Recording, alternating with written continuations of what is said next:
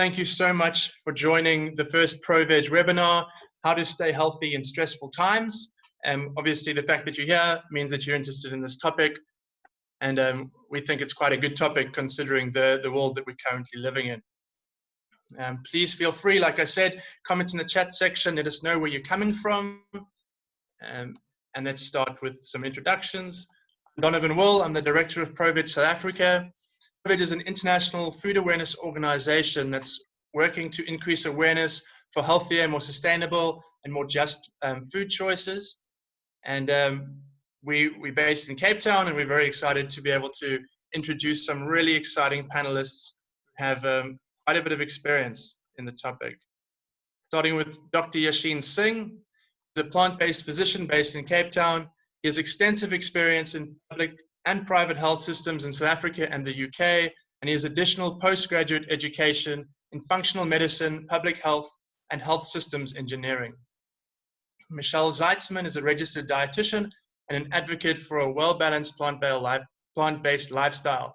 She's passionate about promoting wholesome foods, and her specific areas of interest include dietary intervention for diabetes and heart disease, and providing nutrition advice, education, and guidance on plant-based diets to support overall health. And my good friend, Dr. Paul Palmer, is a registered chiropractor and plant-based nutrition expert. He works in the employee wellness and managed care sector, where he's developed numerous clinical services to address pain and fatigue in the workplace, with a focus on behavioral change. He specializes in educating and empowering individuals so that they can help themselves. He's also run his own private nutrition program that has helped patients reverse type 2 diabetes, lower cholesterol, lose weight, and address body acidity issues. And last but not least, our Professor Andrew Robertson, is Deputy Dean for Strategy and Business Development at the Northwest University Health Science Faculty, and the Extraordinary Professor at the African Unit for Transdisciplinary Health Research. Before getting into academics, he held numerous positions relating to treatment and management of epidemics and communicable diseases. He was the head of clinical services at the Northwest Provincial Health Department. He was the research site director at MRC's South African AIDS Vaccine Initiative. He's been an advisor to GlaxoSmithKline, and he's been the Deputy Chief Medical Officer, Officer of Health, Director of Communicable Diseases for the eThekwini Metropolitan Council. And before that, he was a doctor. So you can see we've clearly got a really amazing qualified group of doctors and a dietitian to answer all the questions that we have. The webinar is going to work that each of the panelists is going to speak to us for about 10 minutes on one aspect of the discussion. We're then going to go over onto a little panel discussion and a Q&A. We have had some questions asked by people leading up, so we will include some of those questions. And if you have any questions, please jump into the Q&A and ask them. We will try our best to try and answer them live. If we go over time, the doctors and professor and dietitian have said that they might give us a little bit of extra time, so we'll see how many questions we get through. If we don't get to your question, I'm very sorry, but we will email you answers. So please don't be shy to ask questions. We will try our best to get through to them during the webinar, and if not, you will be sent the answers by email, and we will also be sending a recording of the webinar sometime early next week. So I just want to say a huge thank you again to all of our panelists. Also remind everyone that the views of the panelists are not necessarily the views of ProVeg, and the views of any individual panelist aren't the views of the other panelists. If you enjoy anything the panelists are saying and you really want to get in touch with any of the panelists, just contact ProVeg after the webinar and we'll put you in touch with the respective panelist. So I think we are now 6 minutes past time, and I think it's fine if we get started with starting off with Dr. Yachine Singh.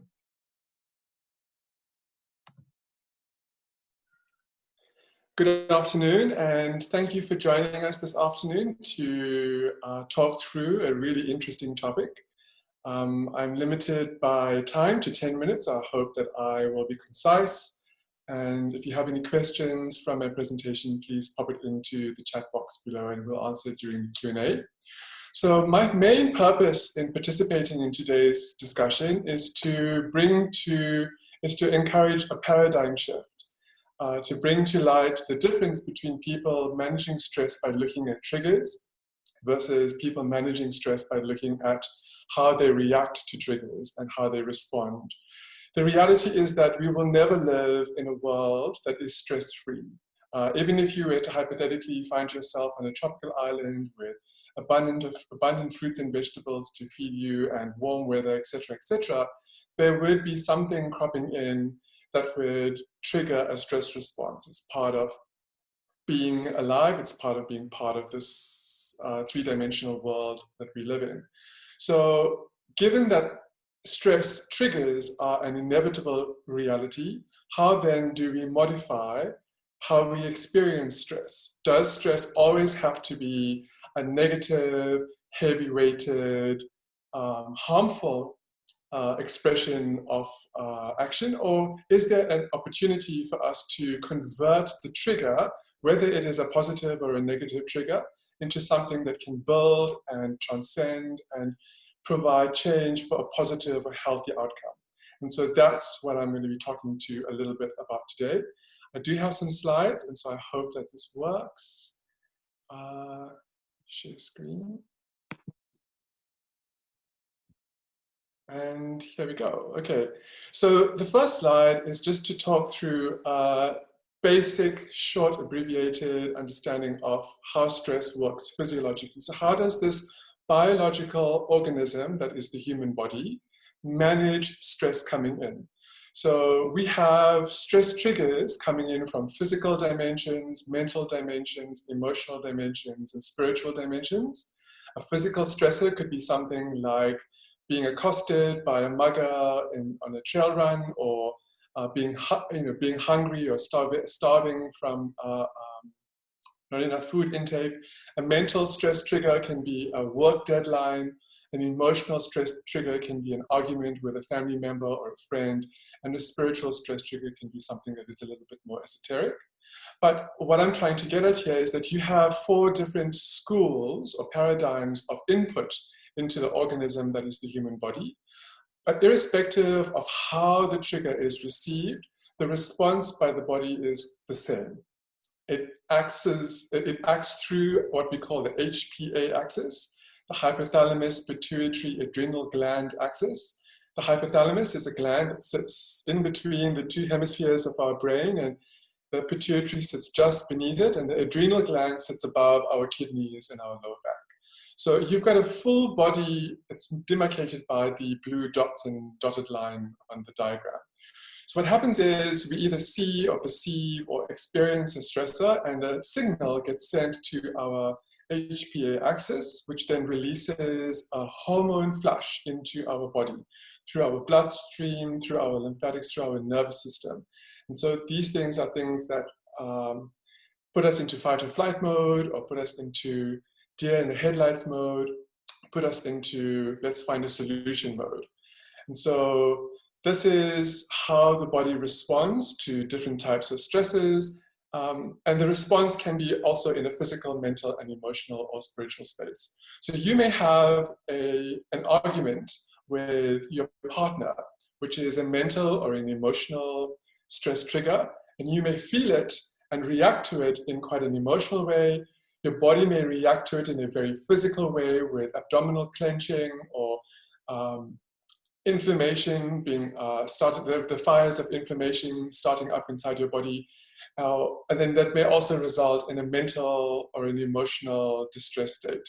So basically this slide is trying to speak to the fact that you've got 4 different dimensions of input, 4 different dimensions of expression, and then it's all mumble jumbled together, it's all mixed up together. So you can't really control and say a physical trigger will have a physical reaction. So you've got to understand that we are going to react in the way that we react. We have control over how we react. We don't have control necessarily over the triggers that we are exposed to. So for me, that's a lot more empowering. We can't necessarily change the circumstances, the society that we live in, our financial income level, but we can change how we react to triggers coming into the body. The next slide speaks to what happens with a stress response. So you've got the HPA axis excreting adrenaline, noradrenaline, or epinephrine and norepinephrine for our US-based participants.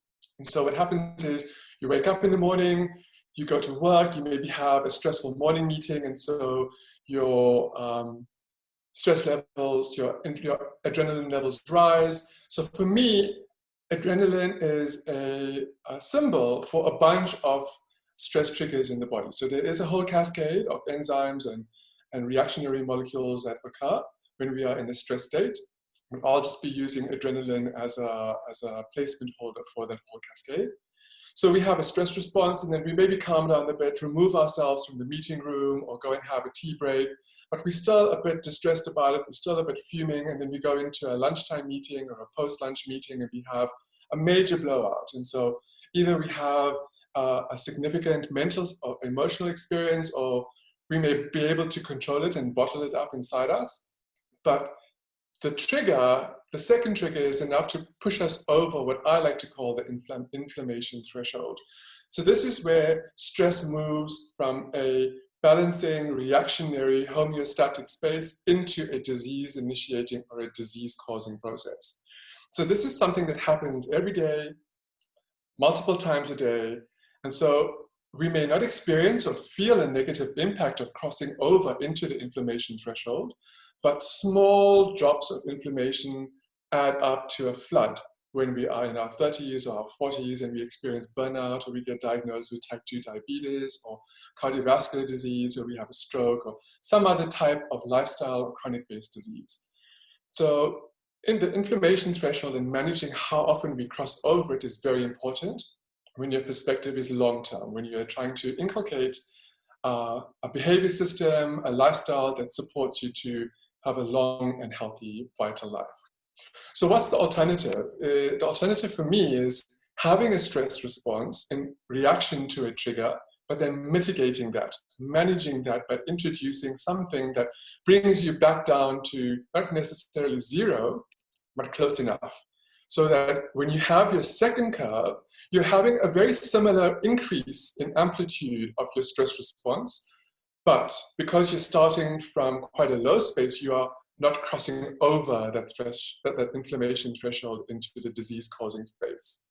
And so for me, it's really empowering to understand that, yes, I may have a stress trigger coming at me, and I may have an immediate emotional or mental or physical reaction, but I can then talk myself off that cliff edge, walk myself away from the inflammation threshold, and get back to a calm and balanced state so that when the next stress trigger comes, and it is going to come, I'm going to respond in an appropriate way, but I'm not responding to the degree that I'm crossing into inflammation, crossing into disease.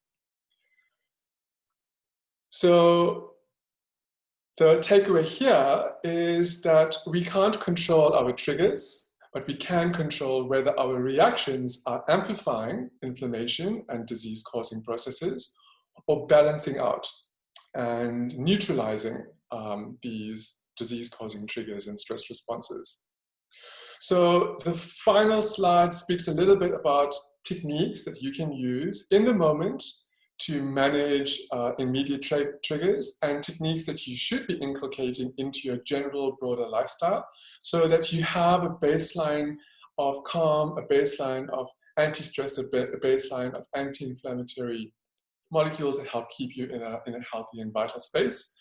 For me, mindfulness and meditation is a really important tool because it helps change the belief systems that allow us to be hooked by a trigger. So if I have a belief system of low self-worth, when somebody says a negative thing about how I look or how I perform at work, then my low self-worth hook is going to be, or belief system is going to hook onto what the other person is saying and trigger a stress response. But if through my mindfulness and meditation practices, I work with low self-worth, I work with the wounding or the belief systems inside, and I release that hook, I'm now able to not have a response, not be triggered by the trigger on the externality.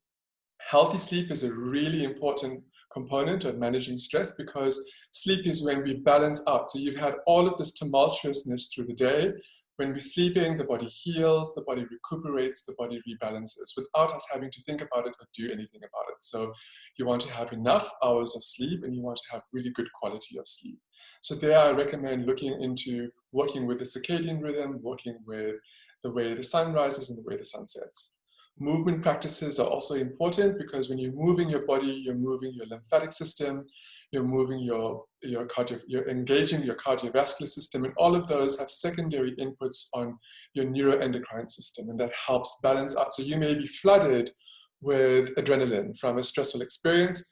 You take a walk around the block and you come back and you're a bit calmer, you're a bit more grounded, and you're able to deal with the trigger in a very different way versus staying in that space and reacting from that inflamed space. Nature is really important. For me, nature is essential to my life. Spending time in green space, there's a lot of research behind exposing your eyes, your brain, your body, your feet to green space, walking barefoot on the ground, earthing, sunlight and the relationship with vitamin D, with negative ions. There's so much of research out there, and it feels instinctually appropriate. It feels instinctually correct. So spending nature is a really convenient way, a really important way in which we can recalibrate and decompress from a stressful space.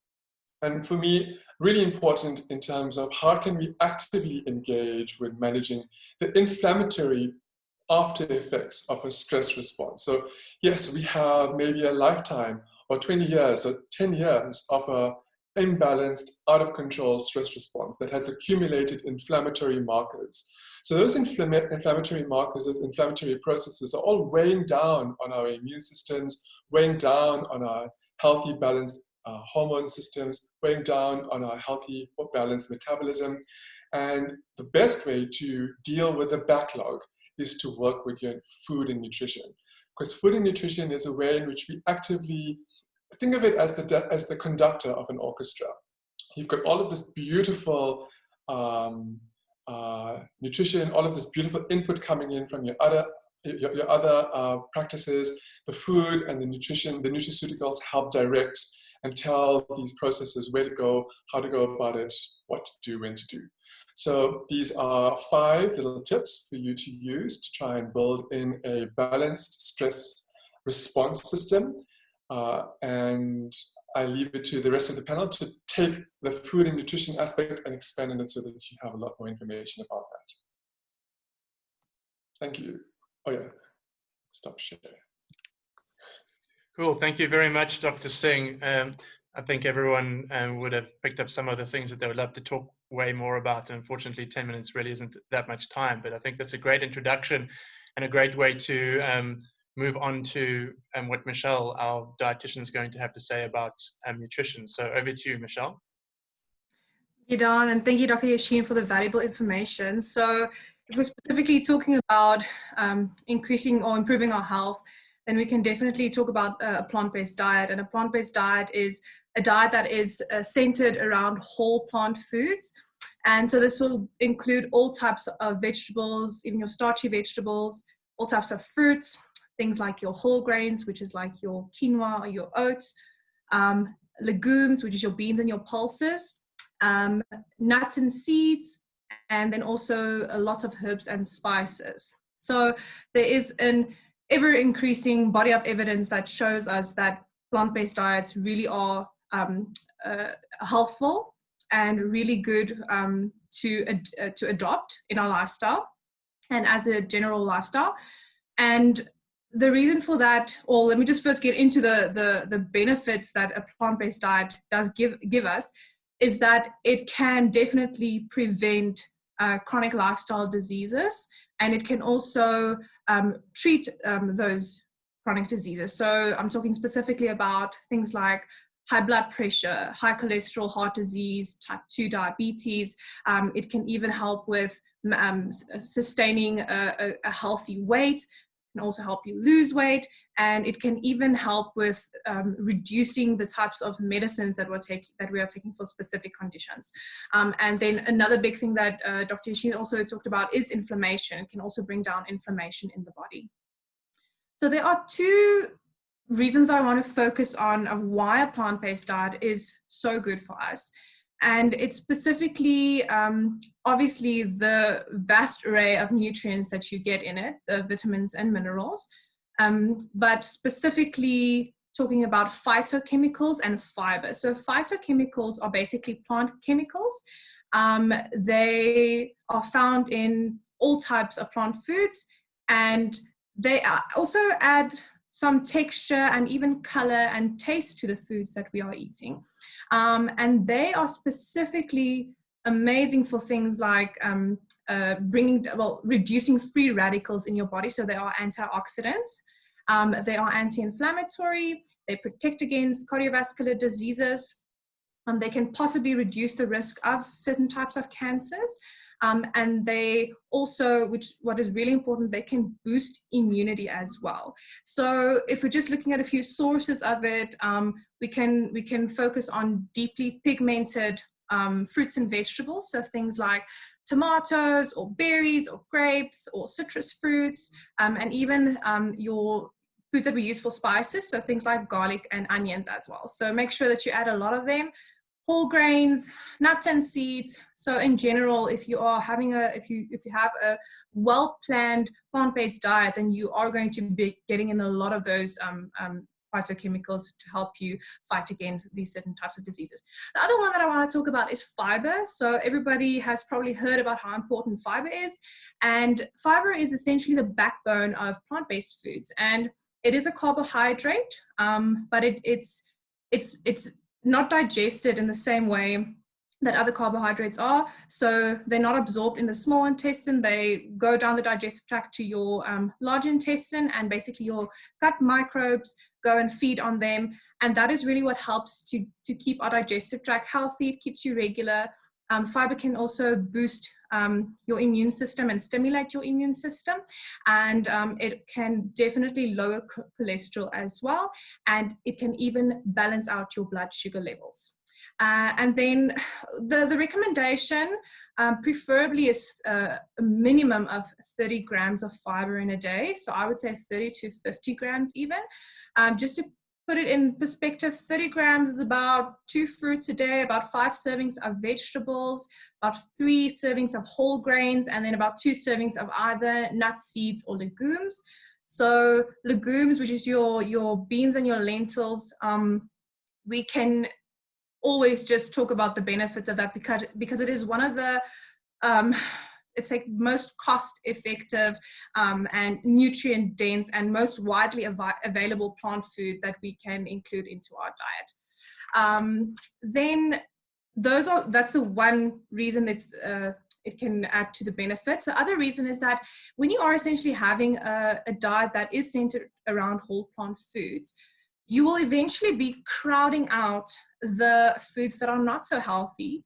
So for example, processed foods that are very high in added salts and sugars and preservatives and additives, and also your animal products, which are very high in saturated fats and cholesterol, and even certain chemicals that are released when you heat high protein foods like red meats. But Dr. Paul will talk more about that. So then I specifically just want to go into the nutrients. I just want to quickly highlight the specific micronutrients that we should be looking at, especially when on a plant-based diet. So I'm also just going to quickly share my screen.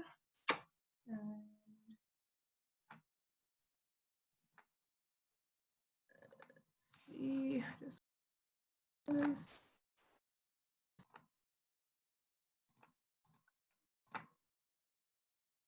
okay, there we go. So usually when people hear plant-based diets, they are immediately concerned about nutritional deficiencies, but we can confidently say that with a well-planned diet that is well thought out, a plant-based diet is safe and healthy to use in all cycles of life.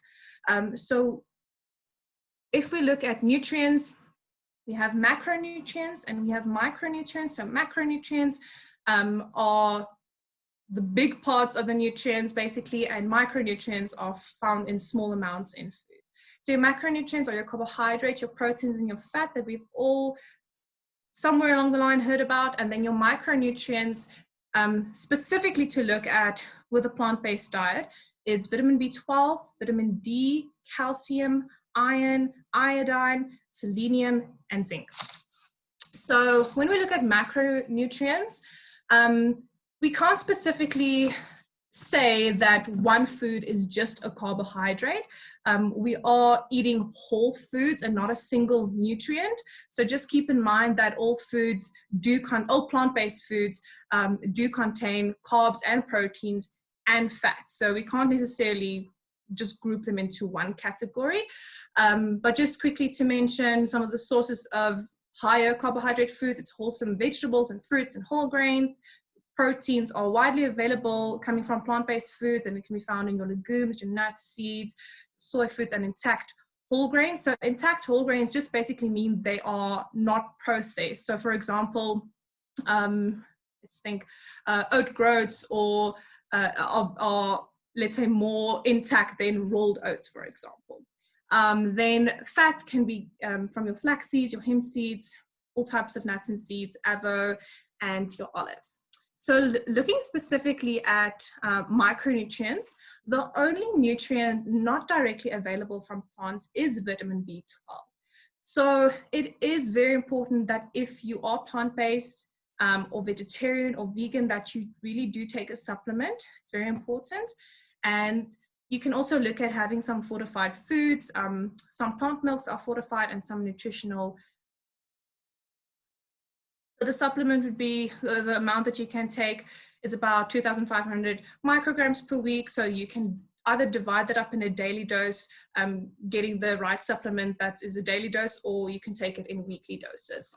Then vitamin D is the sunshine vitamin. So it is also not widely available in the food supply, but it can also be found in fortified milks, but make sure that you get out in the sun. So it's at least 15 minutes, about 3 times a week, or however much the weather allows, to get some sunshine. Also, just as Dr. Yachine said. Then calcium. So calcium is not just found in milk. It's actually highly available in leafy greens, tofu, fortified plant milks, sesame seeds, figs, sweet potato, almonds, beans. So again, a wide variety of that. And we just need to make sure that we are absorbing it. And things that can prevent the absorption of calcium is too much salt. So specifically adding too much salt, or in processed foods. Then also too much caffeine, protein, and specifically dark sodas can actually excrete more calcium than we would like. So reducing those foods obviously will help with the absorption of calcium. And then also making sure that your vitamin D levels are sufficient, because they also help with the absorption of calcium. That is my 10 minutes. But I'm just quickly going to go on to the last 3, I think. Then iron is just, it's also very important to help with oxygen supply. So it is less efficiently absorbed from plants, but really we can just have some vitamin C with our plant foods to help absorb it. So something like tomatoes or peppers or oranges or strawberries. And then again, also found in your, specifically your legumes and your leafy greens, potatoes and dried fruits. Then iodine. So iodine helps with well, if we can talk about specifically the foods, certain types of cereals and grains do have iodine in because of from the soil that it's coming from, but also not a reliable source because the iodine in the soil fluctuates from where it's grown. So it is crucial to make sure that you are getting in enough iodine. On a plant-based diet, it mainly can come from sea vegetables, but even about 3 grams of iodized table salt can give you the daily amount that you need. But yeah, if you're limiting salt, if you have high blood pressure, if you're specifically limiting salt and you're not eating sea vegetables, then you can maybe taste and see, and also just maybe look at a supplement. Selenium is a very powerful antioxidant, and it can also help with cellular damage. And the great thing is that you literally just need 1 Brazil nut to meet your daily needs. Then last one, zinc, which is very important also for immune function, supports wound healing and helps with DNA and protein synthesis. So it's a very important micronutrient when it comes to pregnancy and in childhood and with teenagers. And specifically, it's coming from your legumes and your nuts and your seeds and soy products and grains again. So you'll see the foods continue to repeat themselves because they all have a lot of these nutrients in them. But specifically when it comes to zinc, make sure that when you are eating your legumes that you are soaking them and then that you are cooking them through. It just helps to remove the components that inhibits the absorption of zinc. So yeah, that's what I want to say for now. So we can go on to Dr.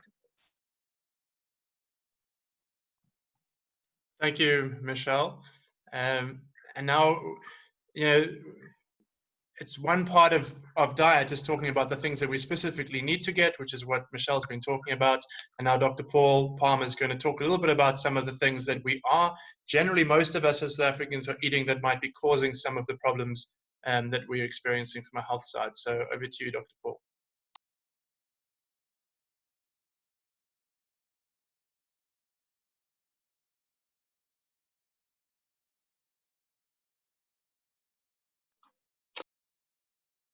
Off mute.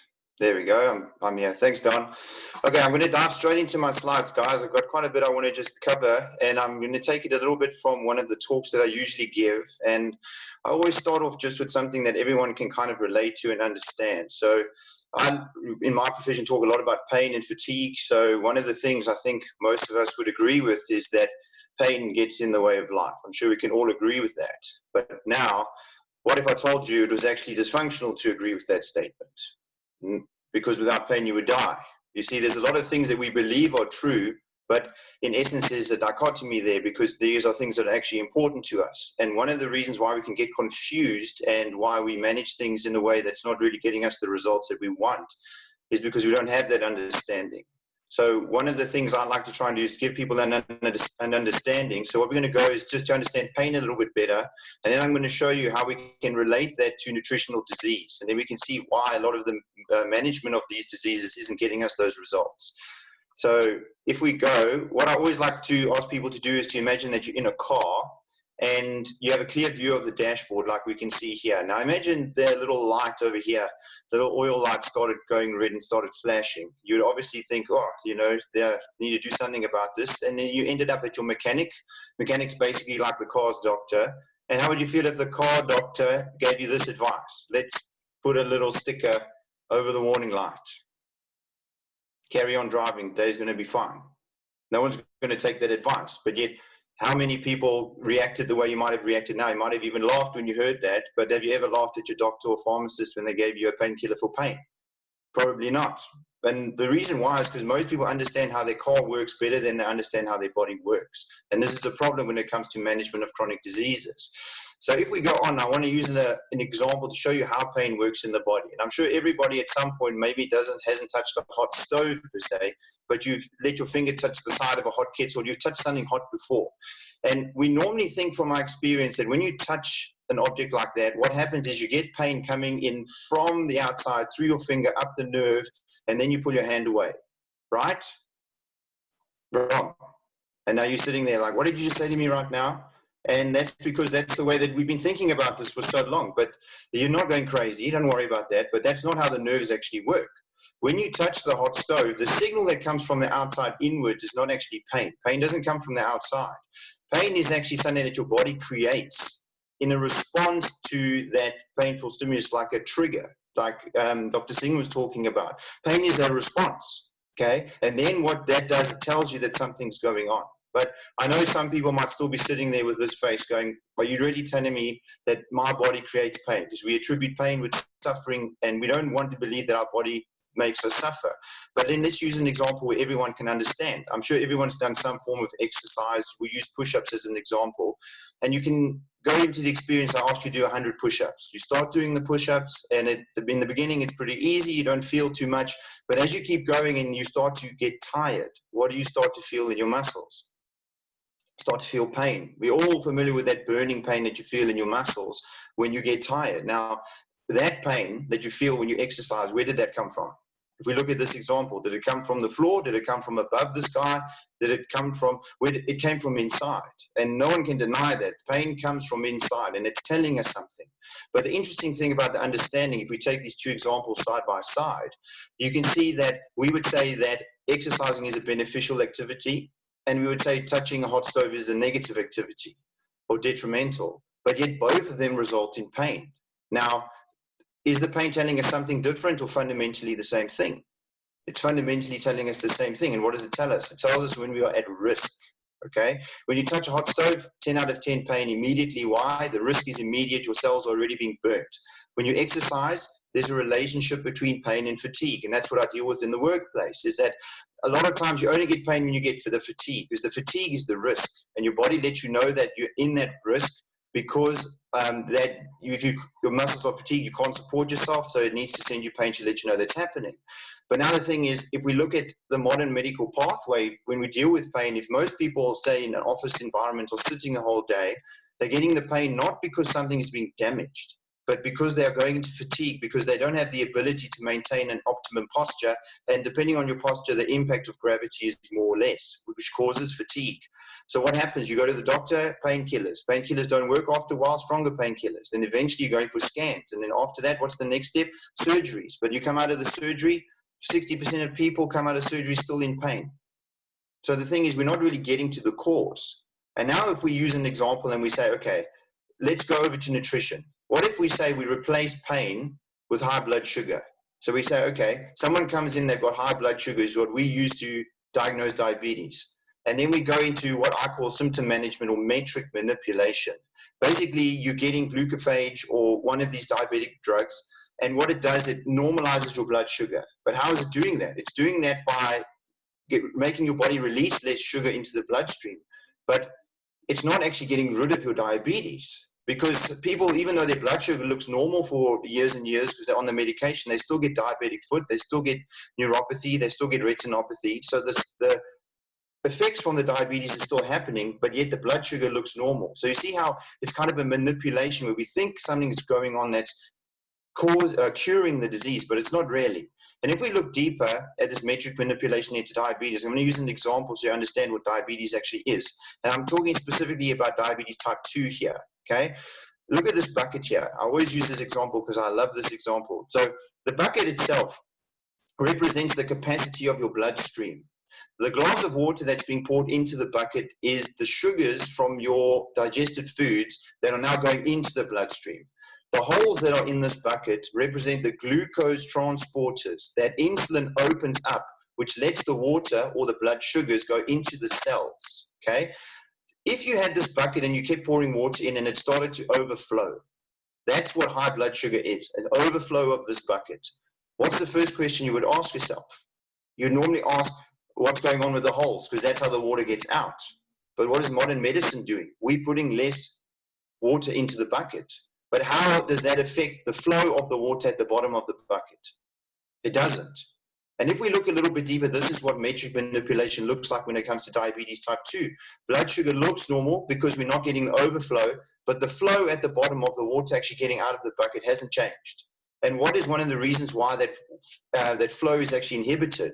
It's because of something called intracellular lipids. Now, if you look at this example here, this is a piece of meat here.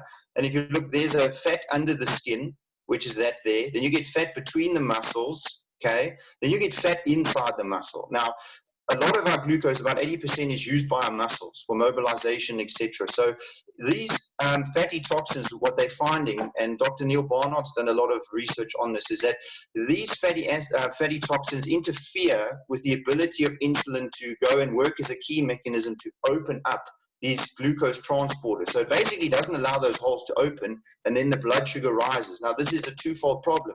If the blood sugar is not getting into the cell, you're not getting the nutrition that you need. But if the blood sugar stays in the bloodstream, it starts to cause damage to actual blood vessels. And that's why diabetes and heart disease are so closely linked, is because that high blood sugar actually then causes damage to the blood vessels on the inside, which can then lead to the formation of plaques, which we'll get into just now. And from the research, we can see that the vegans do have, or we're going to talk about plant-based eaters today, they have about 30% lower intracellular lipids because we're not eating as much saturated fat, trans fats. Okay, so that means that the accumulation of these fats is less. And does it have a good effect on diabetes? Yes, it does. This is a huge study, the Adventist Health Study 2, where you can see that here the body mass index of your vegan or plant-based group is the lowest of the group. And then also the incidence of your type 2 diabetes prevalence is also the lowest. And this is because of the difference in what's going into the body, which can basically be called physical stress. Dr. Singh spoke about stress in general. This basically comes down to physical stress. If you're eating physical things that the body can't process as well, that causes physical stress to the body, and that causes certain reactions. And if you're doing this over and over again every day, no pill can actually change that. So we're quickly going to talk very briefly about heart disease and cancer to give you a bit of an indication why eating the animal foods can also contribute to these diseases, and then I'll wrap up. So heart disease, most people don't understand what it is. It's not a slow closing of the blood vessels like people would like to believe, that over time it's the main issue. The one problem we have to realize is that if you look at all these little pipes here, your body looks very similar to this, where your little blood vessels get so tiny that sometimes the blood cells have to go one by one behind each other. And if you get any occlusions of this, it can cause a lot of problems. But one of the main reasons that heart disease is a big killer is because of what we call plaques. Now, a lot of people don't understand what a plaque is, and it's basically like a little sore, a little pimple that accumulates on the inside of your arteries, okay? And one way we can look at this from a visual perspective is like this. This is the face of the leading killer of people in Western society. Not this person in particular, but this is how we've got to view it. If you could see these kind of things forming on your face, you'd do something about it. But because this is happening inside, head to your blood vessels, you don't do anything about it because it's kind of the, the hidden killer. We as human beings are very much, we're lazy by nature. We know this, everyone knows this. We try to take the easy way out. So if you can't see something as a problem, you kind of put it off till tomorrow or to next year or to whenever, and then it might be too late. And one of the problems is when these cholesterol accumulates in these little sores, when it saturates, it actually forms these little jagged edges like crystals. Now, if you couple this with high blood pressure, meaning you've got high blood pressure in the blood vessel, pushing the outside of that little sore onto the little jagged edge, that causes a rupture. And then all of this gunk inside there gets into the bloodstream and it causes a clot. That causes a heart attack if it happens in one of the blood vessels around the heart. If it happens in the head, in the brain, it's a stroke. So you see, a lot of diseases are same kind of mechanism, but we just like to classify them separately, but we lose the understanding of what's going on. And from the American College of Cardiology, the only thing that's really necessary to cause these problems or these plaque buildups is a cholesterol problem. You need the high cholesterol. And what they found is that there's a Framingham heart study where people who've had a cholesterol of 3.8 or less, no one has in documented history has had a heart attack with a cholesterol that low. And if you look, where do we find that? Usually in the plant-based eaters. If you change eating those things, you can see the top picture here quickly is blood flow to the heart. The more color, the better. 3 weeks later on a plant-based diet, you can see how the blood flow increases. So just by putting these things in your body, you can actually, within 3 weeks, make a difference to the blood flow around your heart, okay? And then you can see here on the left-hand side, there's someone who recommended go for a bypass. You can see how crimped the artery is there. 3 years later, so it's not a miracle. None of this is a miracle. It takes time, okay? But it can be done. Last thing briefly going to touch on, because I think I'm probably already over time a bit, but this is important, is cancer. Cancer also misunderstood, okay? Cancer is when your cells get exposed to a carcinogen and they mutate and then they just start growing and growing and growing. So what it needs to do, it's a space invader. It needs to take up enough space in an organ that it shuts the organ down. If now you've got more cancer cells in an area than liver cells, the liver can't function, and then that's a problem. So there's two parts to cancer. What causes the mutation and what causes the immense growth. And what we're finding is that, especially with regards to human cancers, methionine plays a key role in this growth. Methionine is one of your key non-essential amino acids, okay? And if you look at this little graph here, you see you've got two lines. Now, this is normal breast tissue put into two different petri dishes, and on the one bottom line, they give them all 9 essential amino acids. And on the top line, they've taken methionine away, okay? So what that means is that they've basically taken away methionine to see whether it has a major effect on the growth of normal breast tissue. Not really. But now if you go and you take breast cancer, and then you take the methionine away, which is now the lower line, okay, you can see that just by removing the methionine, you basically flatlining the growth of these cancers. And why is that? It's because of the fact that it seems that human cancers have an absolute methionine dependency. And now if you look at the food, where are we finding most of the methionine? You can see on the side here on the left is all your plant foods, with your highest protein plant food being beans, is half of what milk has with regards to methionine. And the most acidifying protein, because methionine is a sulfur-based amino acid, so it causes more acidity in the body, and we've heard the term acidic body is unhealthy. This kind of makes sense, because all of these proteins that we're chasing with regards to meat products actually cause an acidifying process in the body, which can lead to the extended growth of cancers, can lead to inflammation, because acidity causes damage. Body's natural response to damage is inflammation.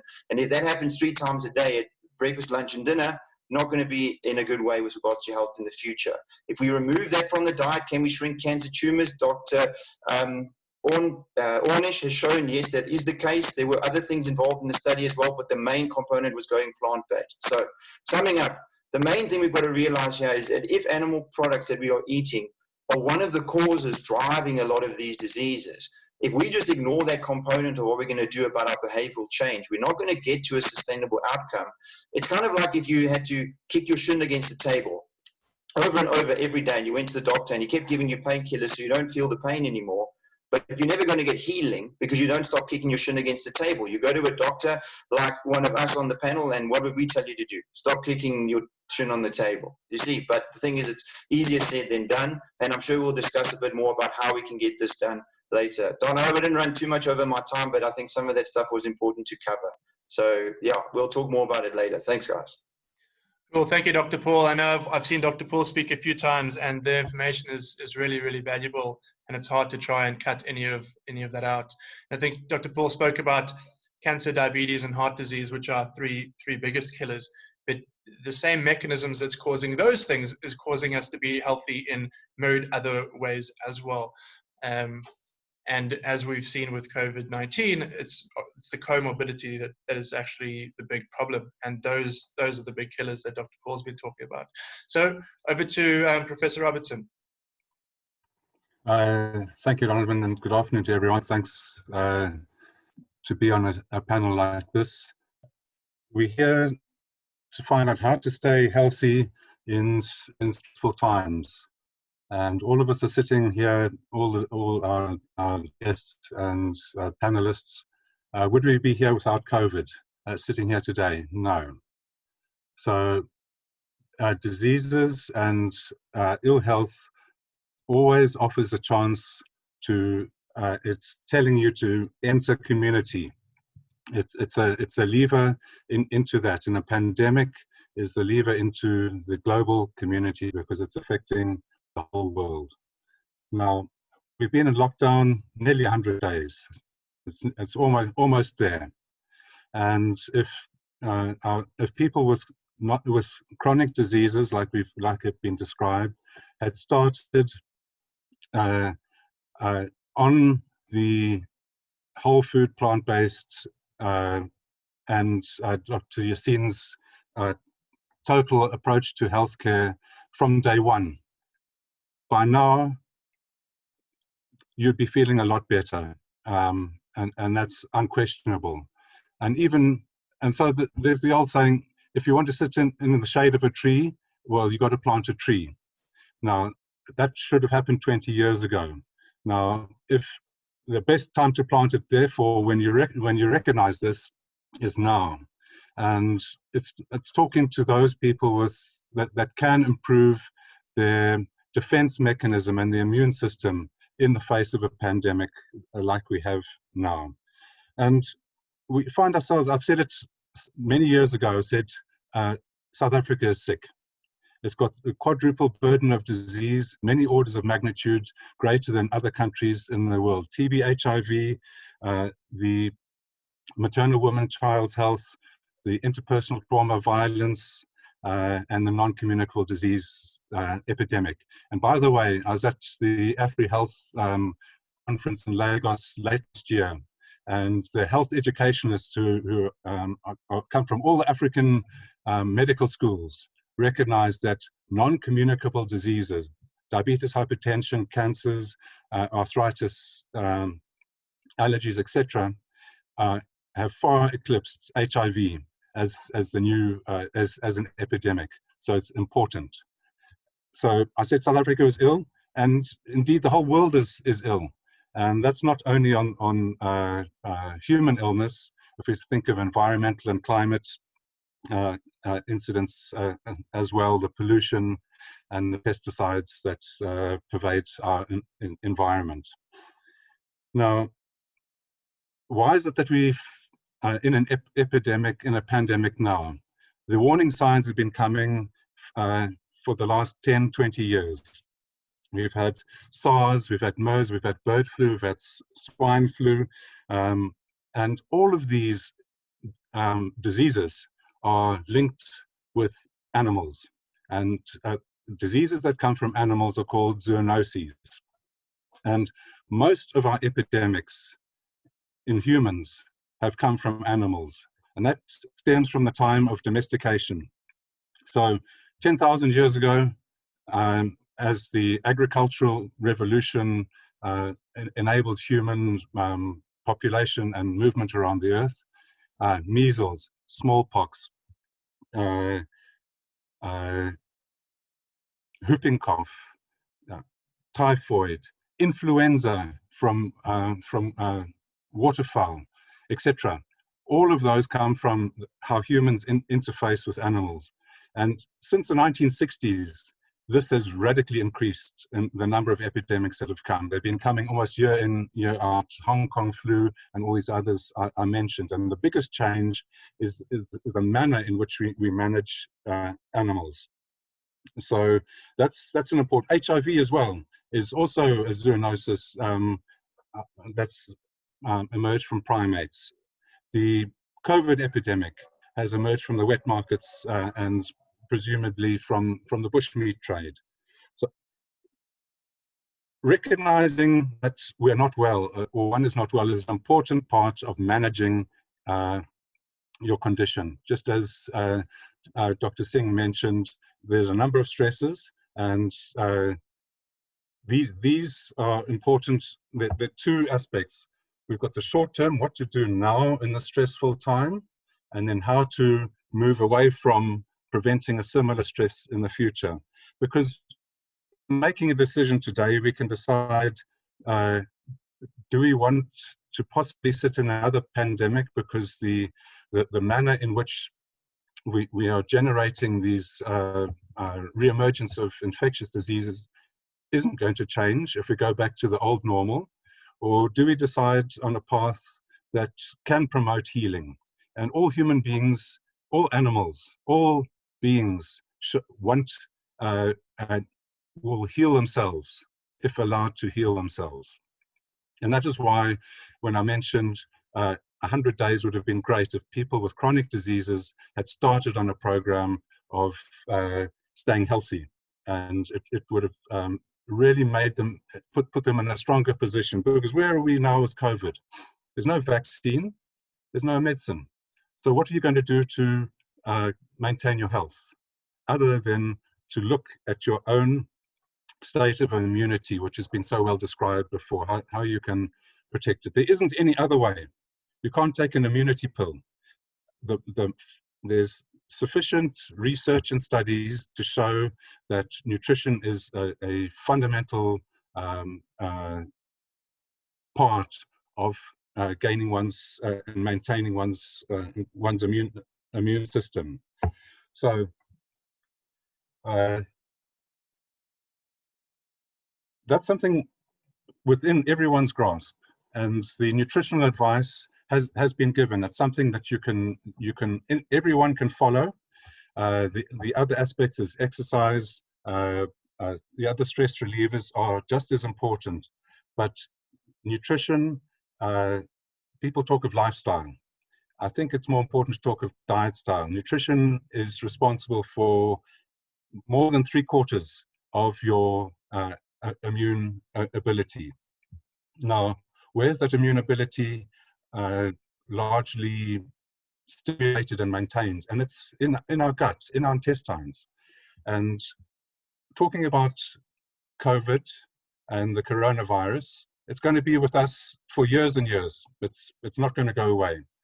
So we've got to understand that human beings, to be healthy, have a lot of microorganisms on their skin, within their mucosa, within their gut.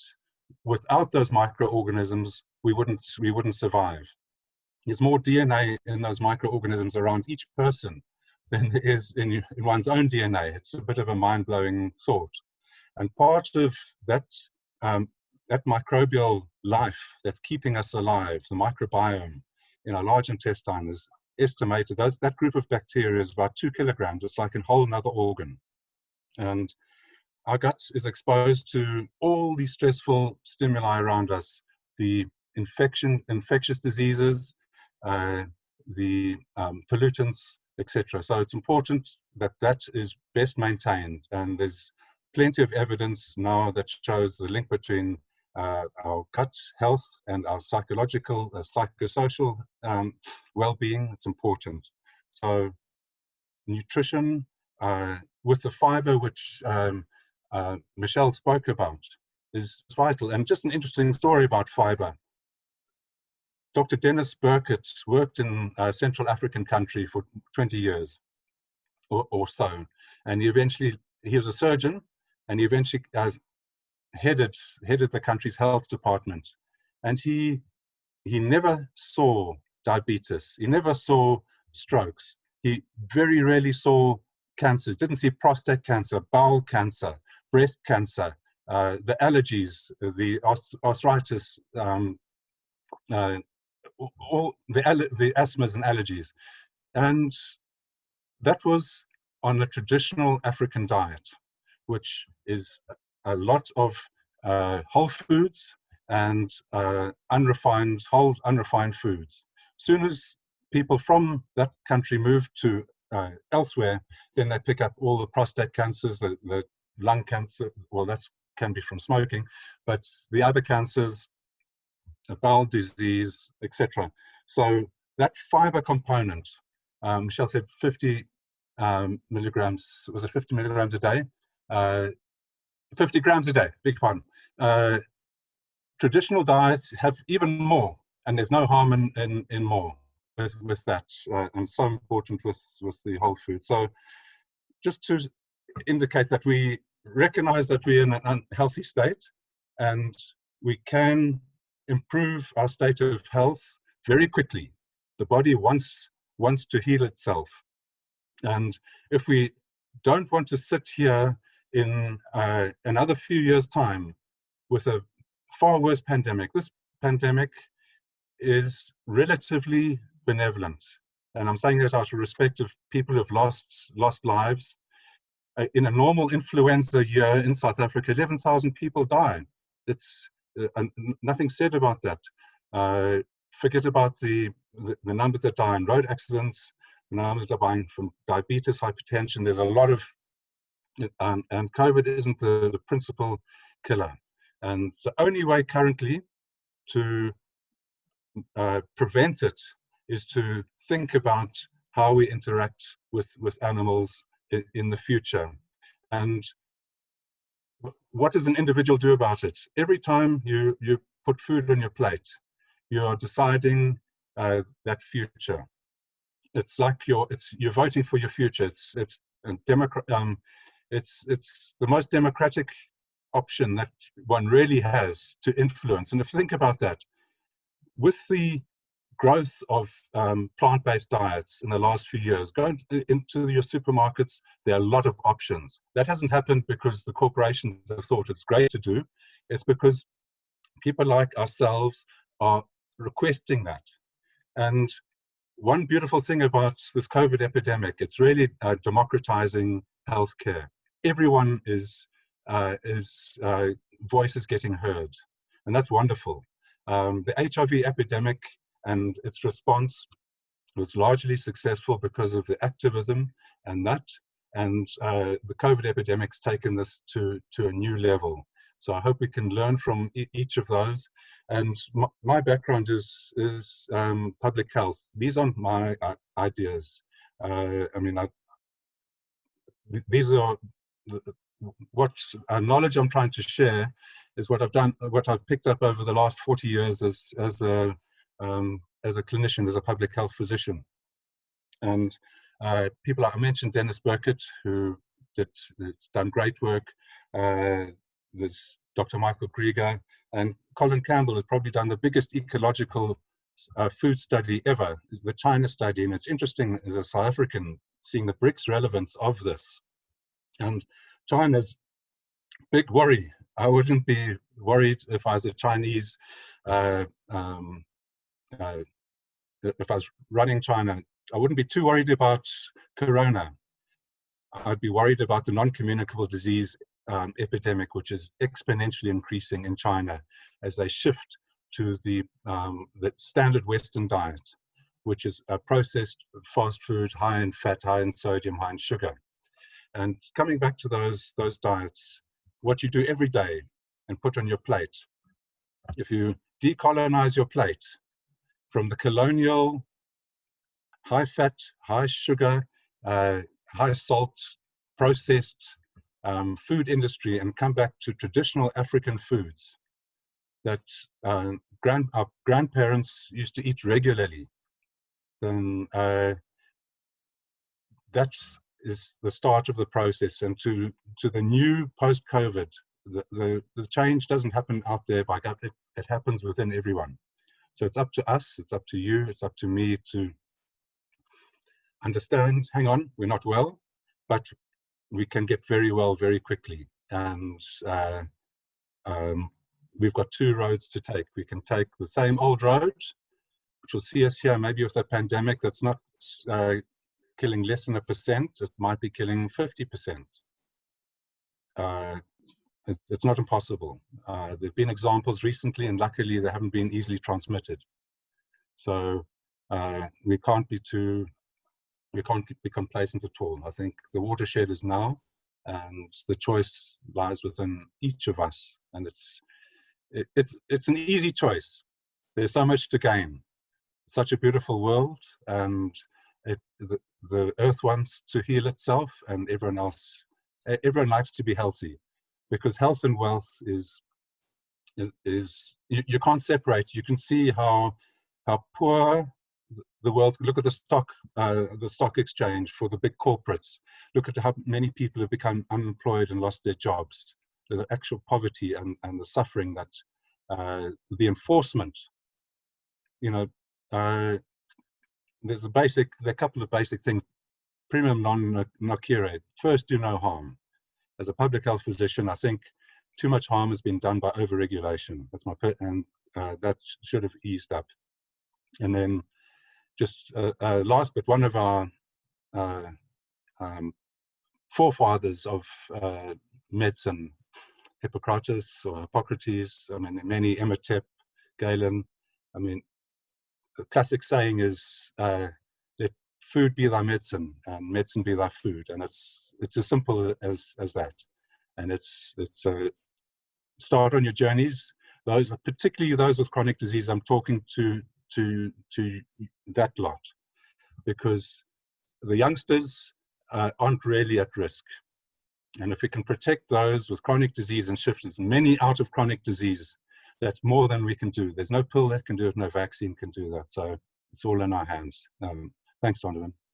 Cool. Thank you. Thank you so much, Prof. Robertson. And I think it's amazing to hear all the speakers coming from slightly different angles, and this idea that obviously that ProVeg supports as well, that we're often trying to look for this magic pill, this immunity pill that we can take, and it doesn't exist. But at the same time, it kind of does. We have a thing called the whole food plant-based diet that is shown to be the best response to chronic disease. It's also shown to give more energy, and it's shown to reduce acidity and a whole lot of other things. It's also the way to reduce future zoonotic pandemics. It's also helpful for the environment. It's also helpful to address food security. And there's obviously a whole lot of ethical issues around not only the treatment of animals, but also the treatment of or the experience that human beings have who have to work in the factories where we process this huge amount of meat for us to eat. And so to people who are in this circle and are on this journey, it seems obvious that this is the way to go. But I know one of the big questions a lot of our audience would have, and one of the questions that we get asked a lot, and we really have to fight with, is if this is such a good solution, especially on the health side, why are health professionals not talking about it? Why is the government not talking about it? Why is mainstream media not talking about it? And so why does it seem to a lot of people like a new thing? And maybe if each panelist can just briefly, like try keep it brief. I know we could all speak about this for hours, but each panelist just give their view on why they think this isn't more mainstream and what we can do about it. Maybe Michelle, we can start with you. Yeah, I definitely think, obviously the way we grew up and in our culture, meat and dairy is a South African staple in the house. And I also think that we do need to further our education in providing well-planned plant-based diets. We can't just tell clients, no, eat more plant-based and then send them on their way. There's actually we need to do our own research, and we need to talk to people who are experts in the field to make sure that we are getting efficient nutrients and that we are doing it correctly as well. And then I think just a simple thing is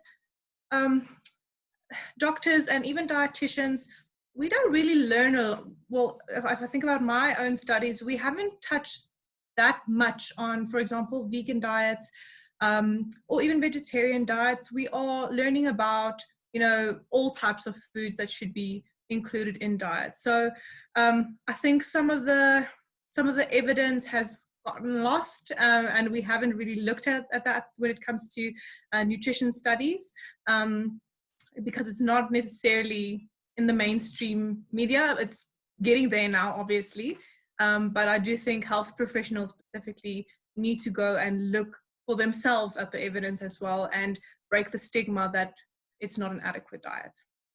Yachine? Same question. For me, the first thing that popped into mind was the fact that policymakers, politicians, researchers, textbook writers, lecturers are all human beings and have the same emotional relationships to foods that we as individuals have. And so you can't, it's impossible to remove researcher from human being. And so the human condition will influence the willingness and the openness of somebody who is in that position to research something, explore something that they aren't familiar with, that challenges their own emotional or own cultural indoctrination. So that's something that we need to consider as individuals seeking understanding of the role or the impact of plant-based nutrition on our lifestyle, on our diet. But for me, the biggest takeaway from this is that you don't have to wait for an authority figure to give you the go-ahead. The research is out there. With the internet, you are able to access good quality, peer-reviewed research that shows the benefits of plant-based nutrition on sustainable health and wellness. And so why wait for somebody who is working through their own food and cultural issues to come on board to say, yes, it's okay?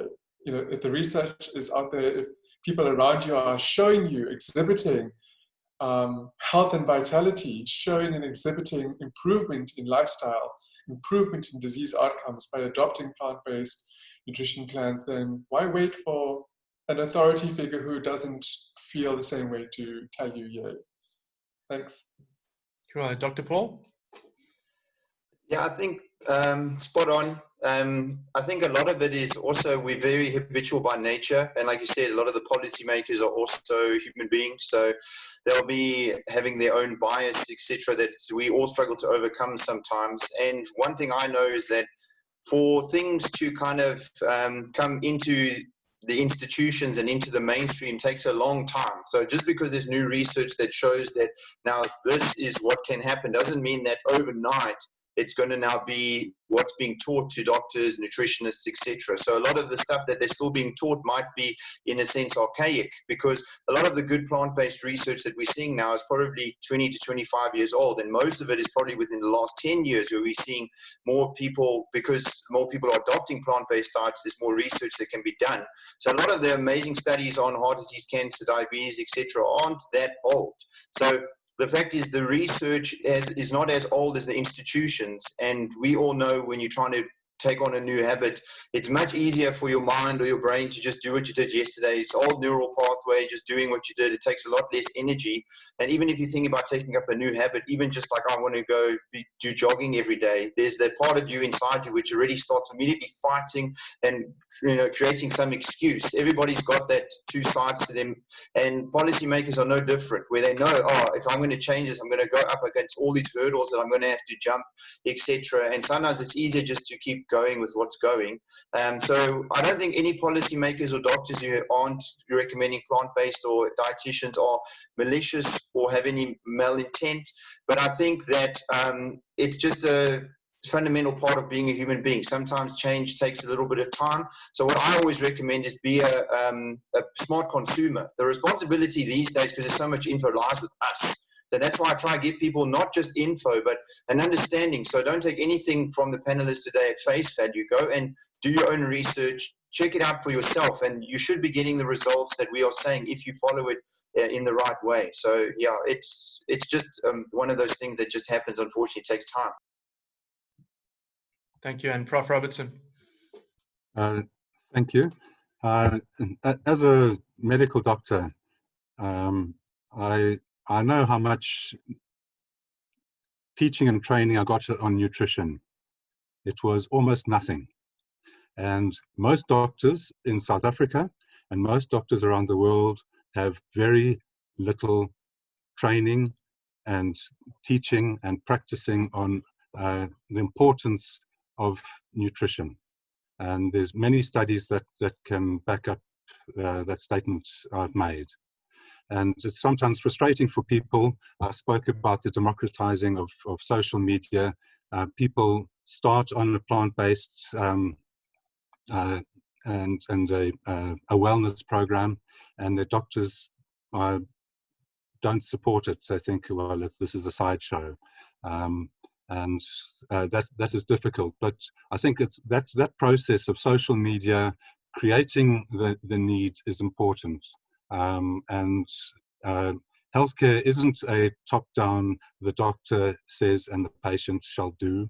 It's an agreement. It's a process between the two that works on a path of wellness. You can't inflict wellness on anyone. And the doctor just facilitates that to happen within people. And then on the other side, all the I said since when I spoke earlier, since 1960s, there's been a massive industrialization of agriculture. The food industry is one of the most powerful industries in the world. The global food industry, which involves industrial agriculture, the agrochemicals, it's linked to the pharmaceutical industry. There's a lot of money at stake. And these people, it's the lobbying that goes into making sure that harmful or less healthy options are put onto recommended government diets. It doesn't happen just like that. The lobbying, there's millions of rands in that. And then on the other side, there's these corporations that provide the unhealthy foods, make it often more easy for someone to buy the junk food than it is to buy healthy vegetables. And I know in all informal settlements and villages in South Africa, you can buy alcohol before you can buy fresh vegetables, or you can get a fizzy drink, nice cool one, before you get fresh vegetables. And that's just a part of the system, and the information that is given through the marketing. Billions of rands are spent marketing why certain products should be eaten. And you don't see billions being poured into why you must eat broccoli or beans, or because where's broccoli incorporated, as Dr. Grieger says, or where's beans incorporated? Anyone can grow them. And that's the beauty of democratizing the health process. And Dr. Yachine said, it's in your hands. Touch back with nature. Start growing the foods as well is also an important.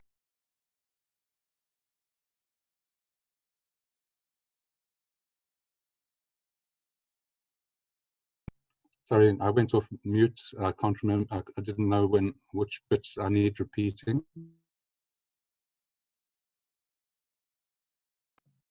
Just the last 10 seconds. I think I've said enough, and I've complimented other people, if I just say.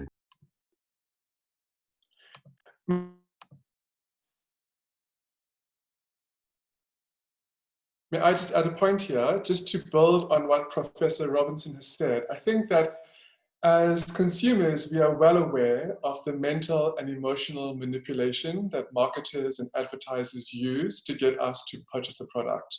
Whether they pull on childhood memories, whether they pull on childhood taste buds for sweet or sour or salty, whether they work through our family members, through our children, through our parents to get to us as the purchasing decision maker in the household.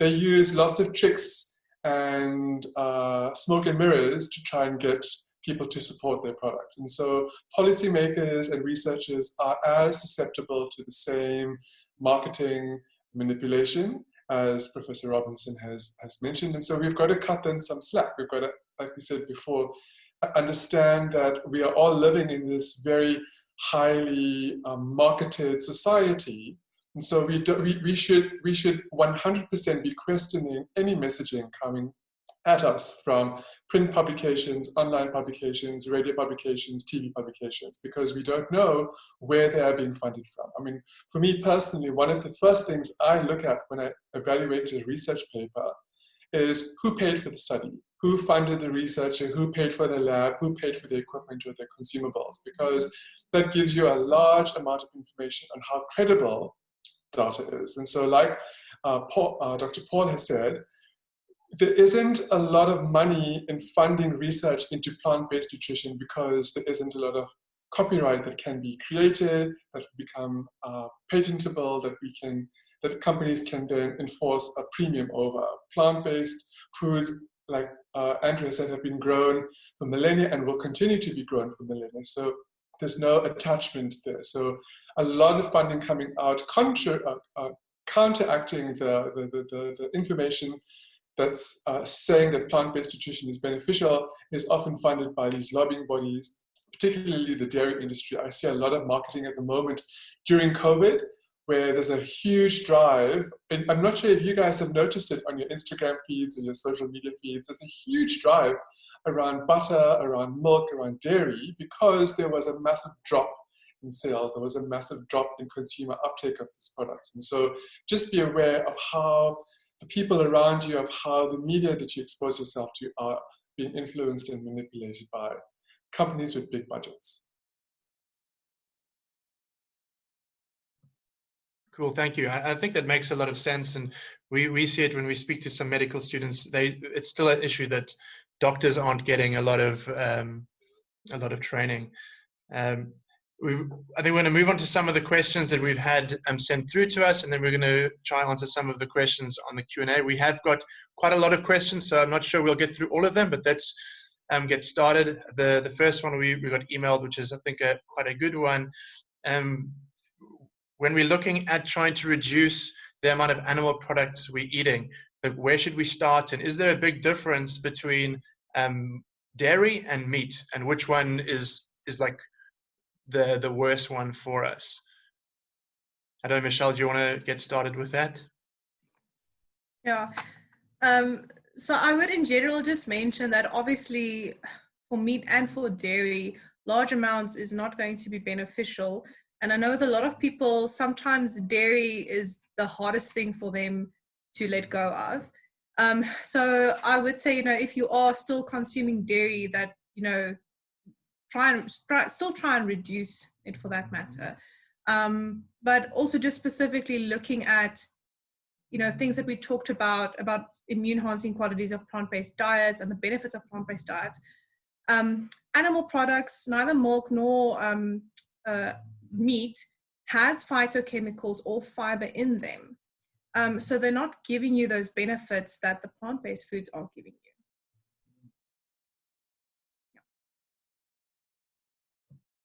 Yachine, do you want to add anything to that?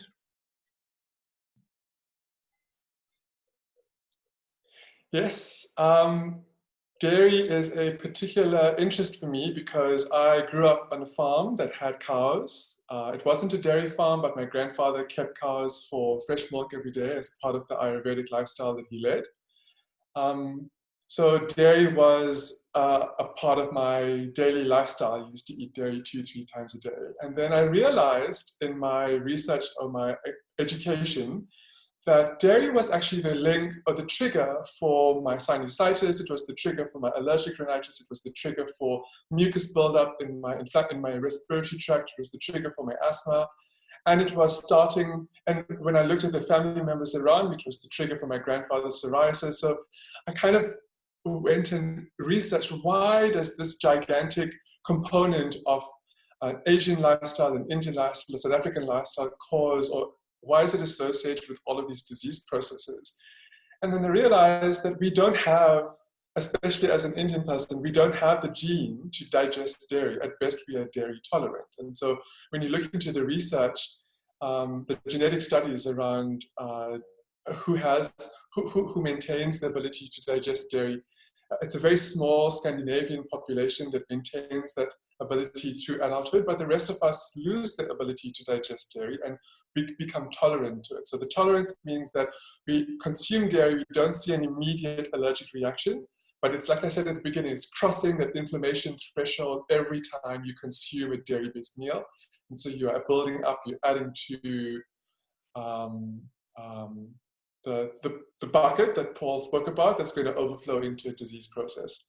So personally, in the environment of COVID, which is a respiratory/vascular disease, I feel like if you're wanting to manage COVID through diet, dairy is a really important step to start with.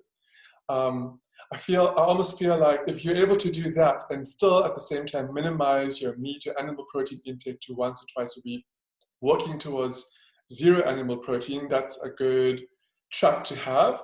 But for me, dairy is priority from a health perspective, but also from a cruelty perspective, because an animal that is slaughtered for meat is killed once, whereas a dairy cow lives a lifetime of slavery, a lifetime of abuse, a lifetime of cruelty. So those are the two main reasons why I feel dairy is important. Cool. And just before I ask Dr. Paul to answer this, we've had a question specifically about how healthy ostrich meat is. And I know when I was younger as well, ostrich was like punted as a much healthier option to beef. So Dr. Paul, maybe answer the question about milk versus meat, and also include whether like chicken or white meats or ostrich is any healthier, or fish as well. The unfortunate thing when it comes to the meats, people want to say that there's certain meats that are healthier than others. It's meat's all muscle, and the animal proteins all have a very similar amino acid profile. Although, they do vary with regards to how much sulfur-based amino acids are in there, they are all so much higher than your plant-based proteins that they will cause acidity, increased inflammation.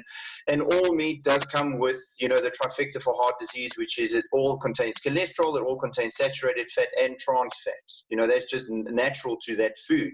And that's one of the problems also when it comes to the dairy side, is that's one of our main inputs with regards to saturated fat. And there's a lot of studies out there which, have tried to say that there's no direct link between, consuming saturated fat and heart disease, but that's because it's a two-stage process. Eating saturated fat makes your body create more cholesterol. So if you do a study and you take out all the people that have high cholesterol and you try and look for the direct link between saturated fat and heart disease, you can't find it because it's not direct. It's the fact that eating the saturated fat makes your body produce more cholesterol, that raises your cholesterol level and increases your body's ability to make those plaques. You see, so for me, dairy is not only a big problem because it's one of our biggest saturated fat contributors, it also is filled with sex hormones and growth hormones, etc. And what is its purpose? You know, to grow a little calf into a massive cow. So these growth hormones and sex hormones, what are they doing now to us as a species, not really designed to eat another species' milk? Because if you had to tell someone, oh yeah, you go, here's a beautiful cup of giraffe milk, they'll look at you and be like, are you insane? Why are you giving this to me? But somehow we've just become accustomed to the fact that cow's milk seems to be synonymous with being okay for humans, you know, and it's that whole thing, you know, with regards to clever marketing. As soon as you say milk, people, calcium, you know, and the fact is that, you know, the countries consuming more dairy actually have more osteoporosis risk and fracture risk. So that whole benefit is not there. And the protein in milk is also acidifying. And Prof mentioned earlier about T. Colin Campbell, who did extensive research into cancers using, you know, basically playing off plant proteins in wheat and soy protein versus milk proteins in the form of casein protein. And he found that if you put them head to head, only the milk protein would accelerate the growth of cancers. And by swapping to plant-based protein could actually stop the growth of cancer. So, you know, in his view, the guy who did the China study, Dr. T. Colin Campbell, milk protein is, or milk in general as a product, dairy, is one of the most, you know, erroneous products for us. You know, it's one of the things we shouldn't be consuming, especially when it comes to cancer growth. So there's a lot of negatives to dairy. However, also very addictive. Dr. Neil Barnard does a lot of stuff talking about casomorphines, where eating dairy can kind of override the satiation sensation. So that's why, you know, a small person can eat an entire pizza covered with cheese, is because their stomach feeling full isn't, you know, that signal isn't now as powerful as the little, you know, endorphin release, dopamine release that the body's getting from eating the cheese. So this is one of the things that also causes us to overeat. And, you know, so a lot of negatives. I would agree with Dr. Singh and Michelle and say that if you want to, you know, protect yourself, especially in this time, you know, limiting the dairy as much as you can would be a very good idea. Cool. Thank you, Dr. Paul. And then Prof. Robertson, you want to just finish off on that question? No, I think all animal proteins are not beneficial. I'm not going to put head to head. There's enough evidence to show that. And a related question, I know Dr. Paul's answered this question before for us, so I'll ask him. A lot of people who are reducing milk intake will switch over to soy milk, and a lot of people who are eating less meat might try a soy-based meat alternative. But one of the question we got was, I've heard a lot of adverse remarks about soy milk and soy products in general. Dr. Paul, can you just address, I know it's a long thing, but just briefly what the issues with soy are? Okay.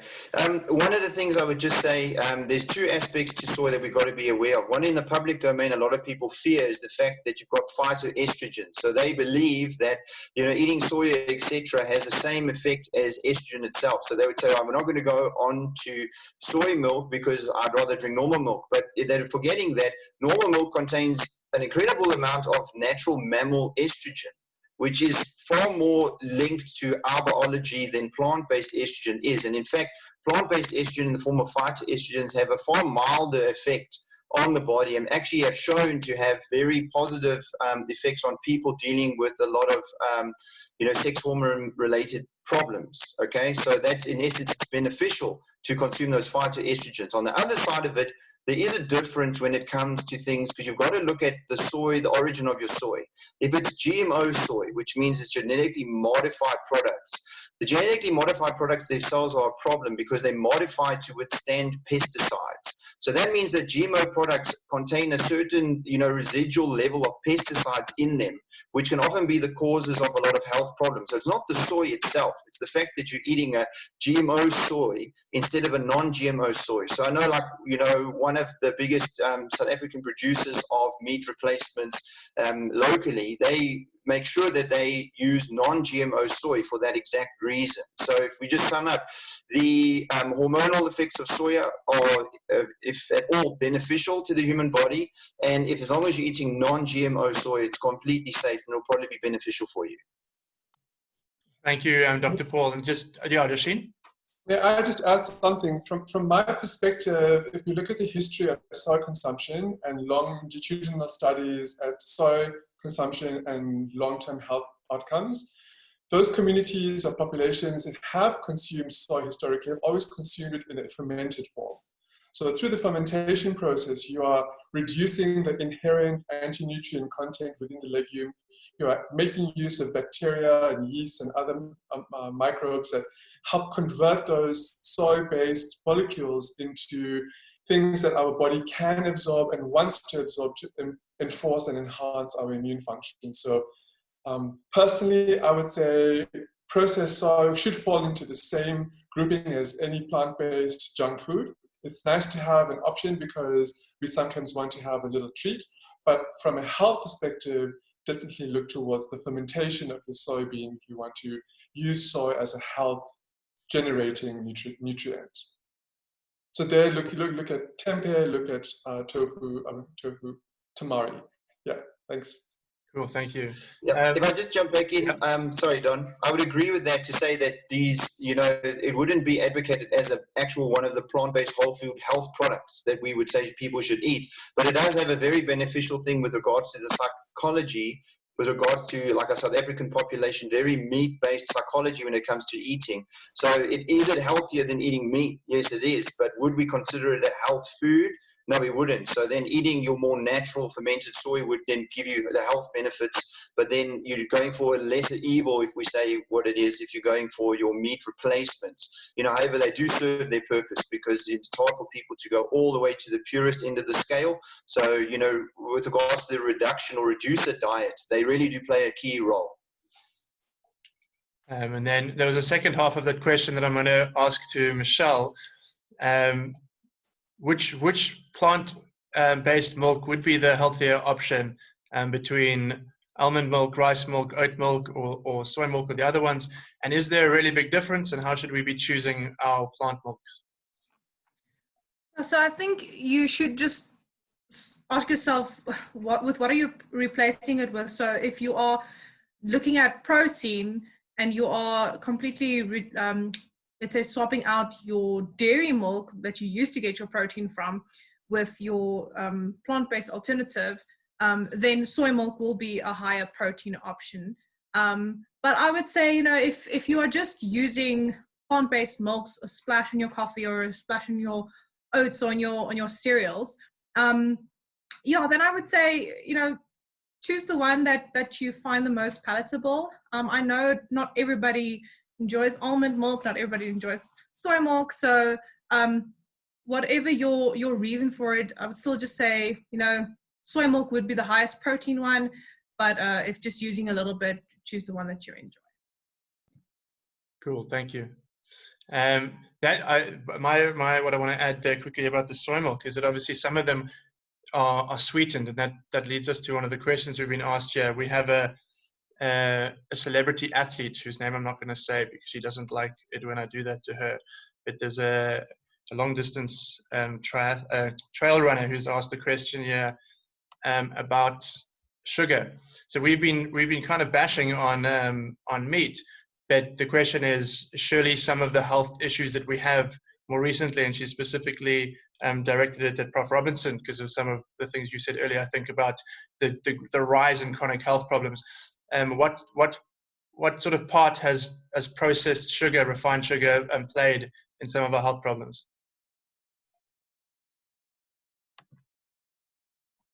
With the agricultural industry producing monoculture, in particular corn or maize or mealies, it's led to massive surpluses, and the corn syrup and the sweeteners that have come from that is now, and I'm sure Michelle can back up in what foods and in what forms, has become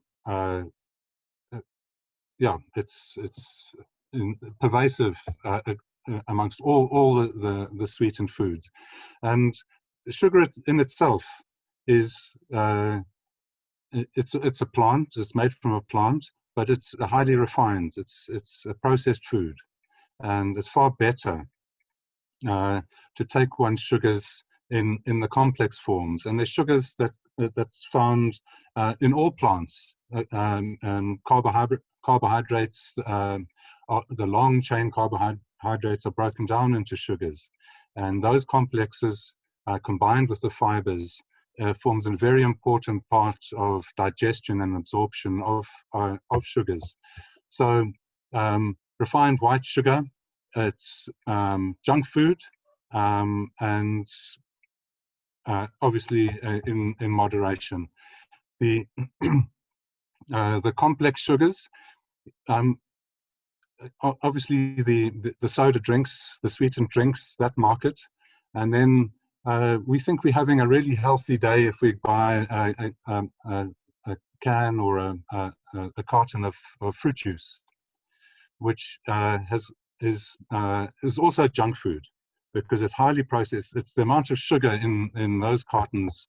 It's probably in a can or a carton will be 8, 10, 12 teaspoons of sugar that's mixed in there without any of the benefit of the fibers and the other nutrients. So rather take one's sugars in through whole foods. That would be my recommendation. Thank you.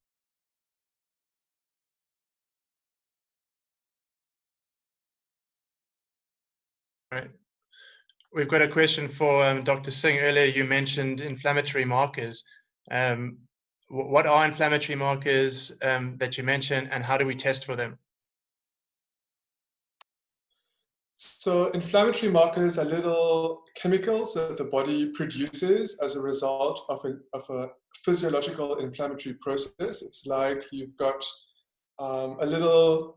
So, for example, when you cut yourself and you have blood coming out and then the blood stops and then you've got a little bit of redness around the cut and then you start to see a scab forming and then the skin slowly starts to grow over that. So that's a whole cascade of physiological processes. The first one is the production of inflammatory markers that move from the cut to the rest of your body, including your brain, to say, hey, there's a breach in our security system here. We need to send resources, white cells, platelets, a bunch of other things to this part of the body so that we can close up the hole. So inflammation is a really important part in how we identify where disease or imbalances have occurred and how we then mobilize our healing process. So it's really important for people to remember that when you start talking about cutting out all inflammation, you're actually cutting out the healing and the repair process as well. So inflammatory markers, like I said, are the first, they're like the early scout that comes from your cut to the rest of your body to say, hey, there's a problem going on. And we have this produced in any sort of imbalance. So for example, Dr. Paul had a wonderful slide that showed plaque bursting into the inside of your blood vessel. That's going to be a rupture that's going to cause the release of inflammatory markers. So we have inflammatory markers that are quite general. So there would be things like a CRP that would say there's inflammation somewhere in the body. We don't know where, but it's somewhere and it's high, which means that there's something going on. Then you have quite specialized or localized inflammatory markers that say, hey, there's inflammation in my brain tissue, or there's inflammation in my liver cell. So for the purposes of this conversation, it's not really important for a consumer on the street to understand the names and the technical aspects of those highly specialized inflammatory markers because number one, the testing is very expensive, and number two, those are only requested by specialists. I personally would not use or do not use a general broad spectrum inflammation marker as a first line treatment or diagnostic tool because it doesn't tell you where in the body inflammation is occurring. It's just saying that there's inflammation somewhere. If you take a good history and a good clinical examination, you will see that there's a problem somewhere in the body. So the body has other ways to communicate imbalances, other ways to communicate that there's a problem going on without the need of resorting to an expensive blood test. So I would say to that question, it's nice to know, but not need to know. If you want to find out more, speak to your GP or speak to your physician in the specialty that you're worried about. Thanks. Cool, thank you. Then we've got another question. I think I'm going to direct it to sorry, yeah? Just to add to it, with all the research behind whole food plant-based, reversing many chronic diseases, as diverse as diabetes, cardiovascular disease, cancers, autoimmune diseases, and all reversed with a whole food plant-based diet. And that tends to point to the fact that the origin of those diseases must have an inflammatory component and a disorganization of the inflammatory response. And that inflammatory response manifests in those various diseases. So that's why it's, and if one didn't have an inflammatory response, it would mean you've got no immune system and you're vulnerable. You need to have an inflammatory response. It's important. It's important you have an appropriate one and a strong one. That's why I emphasized in the beginning the importance of those people with chronic diseases to try and reduce the amount of that disease, and it's very reducible. You can reduce your risk in terms of, and with COVID, part of the illness happens, they're calling it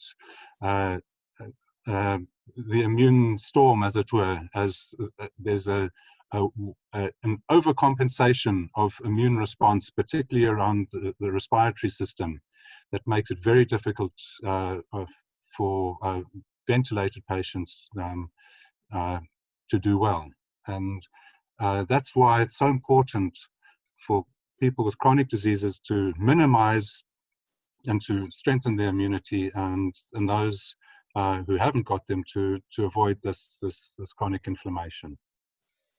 Thank you, Prof. Robertson. I think I'll ask you this question then, because I think you've touched on it a little bit. Someone specifically asked if a plant-based diet can help to reverse rheumatoid arthritis.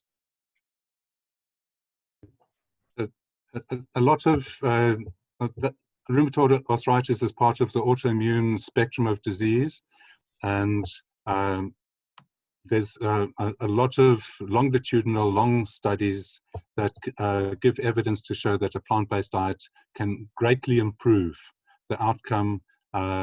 If with arthritis there is already deformity, one can only heal to one's best ability. We're not like certain reptiles that can grow another limb or heal a bone that's been eroded and moth-eaten away. So to prevent it in the first place, and then to minimize the daily insult of inflammation on those joints. There's lots of types of arthritis. From gout is a type of arthritis directly and clearly linked with nutrition as one example, and then the others as part of the immune spectrum.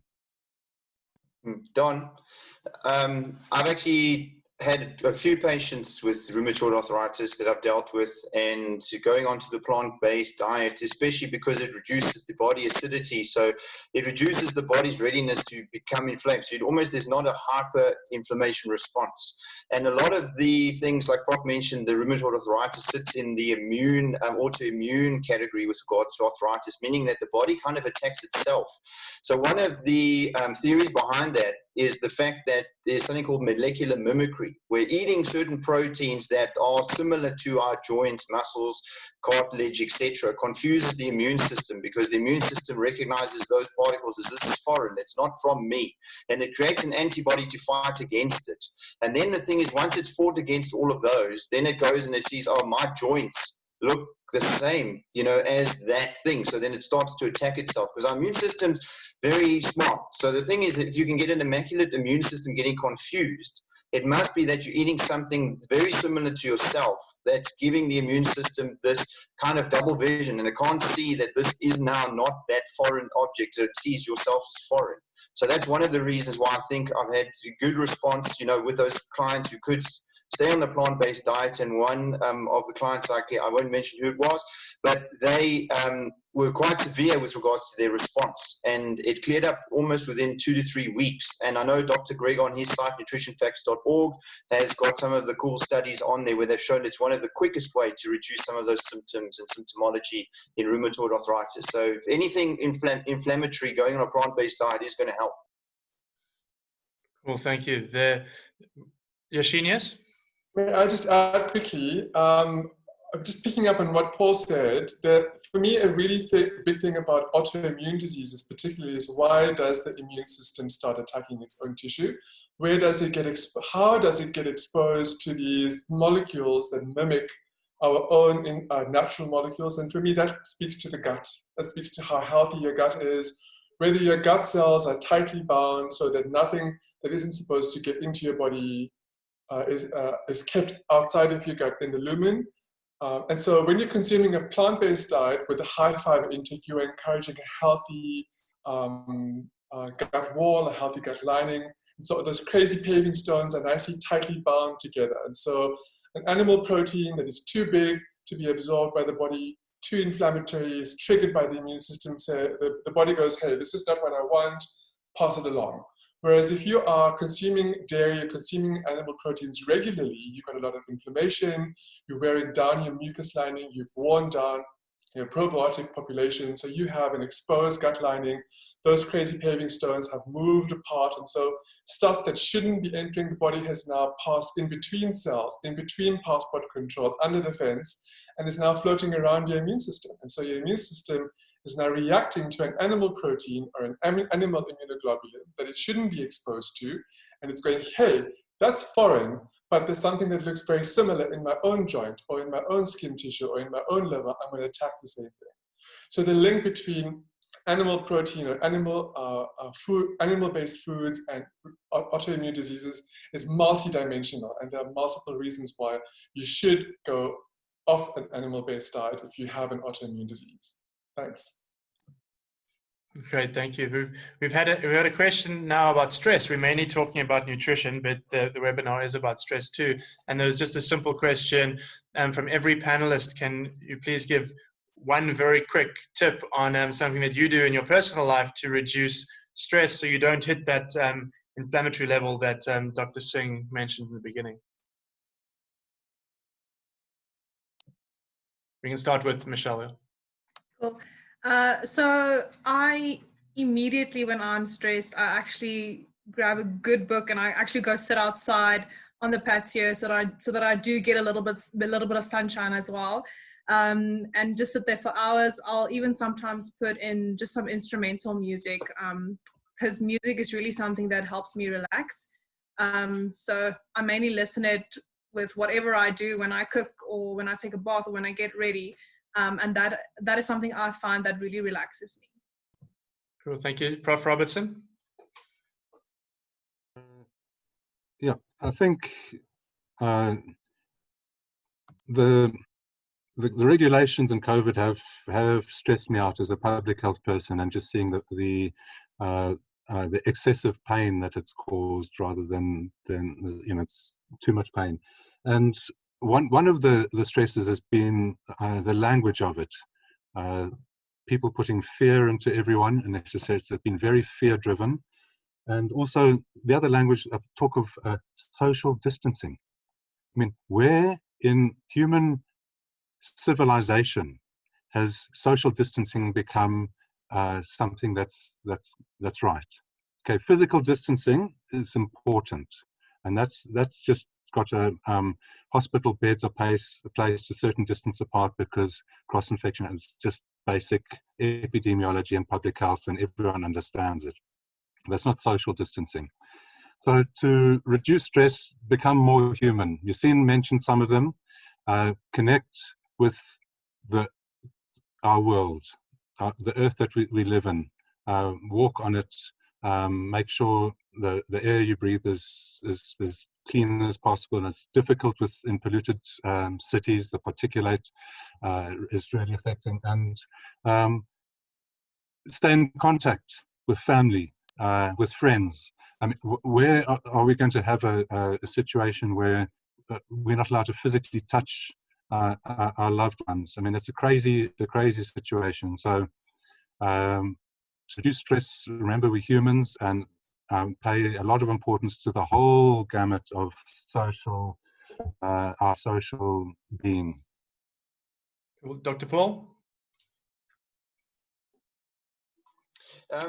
One of the things Dr. Yachine mentioned earlier was regards to the fact that we can't really stop the triggers, but we can stop our response or control our response to a degree. But the thing is, controlling your response requires you to be in a certain state of being before the trigger comes along. And a lot of times our minds are very fragmented, thinking about too many things at once.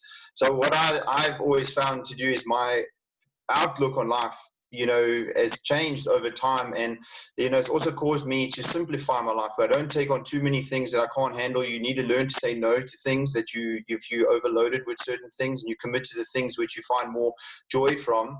And there's a certain book that I could recommend to everyone called The Power of Now by Eckhart Tolle, which basically gives you a certain sense of the only moment that really is important is this moment right now. It's not to say don't plan and live in this esoteric bubble, but the thing is, it's like you can control your immune response if you shorten the time period with what you're looking at. If you were trying to, you know, process your whole life right now all the time, there's so many hurdles that are along the way that your body's and your mind is trying to process all of these things and solve all of these problems, where you focus more on the short term with regards to your resources, and then what you do is you plan for the future and you approach things as they come.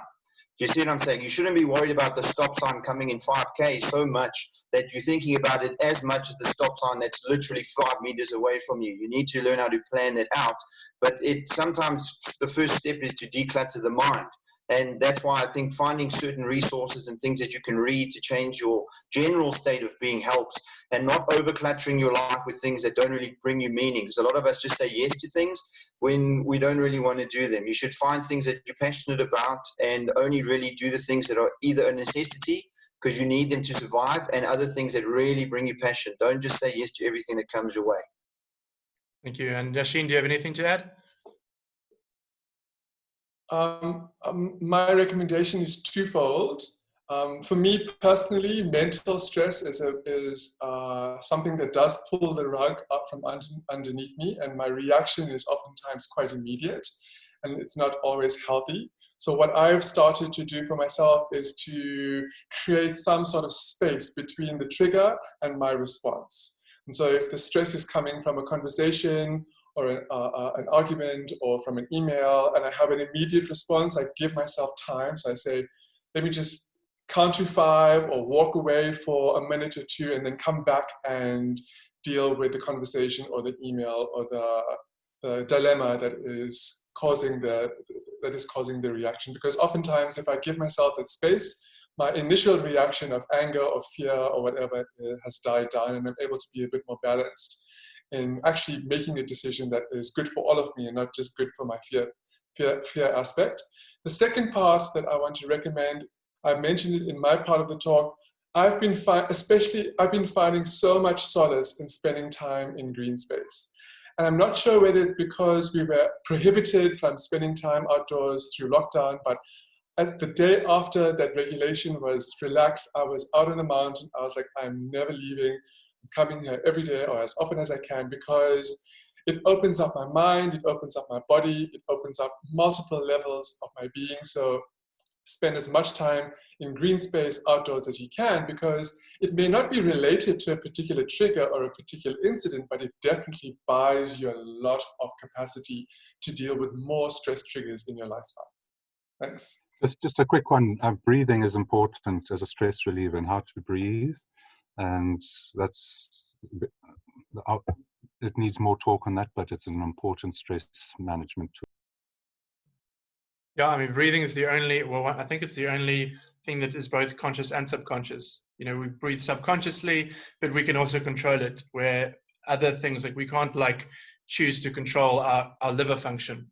That's completely out of our conscious mind. But breathing is one of these things that happens naturally that we can also control. So that link between our conscious and the rest of our functioning is there with our breath.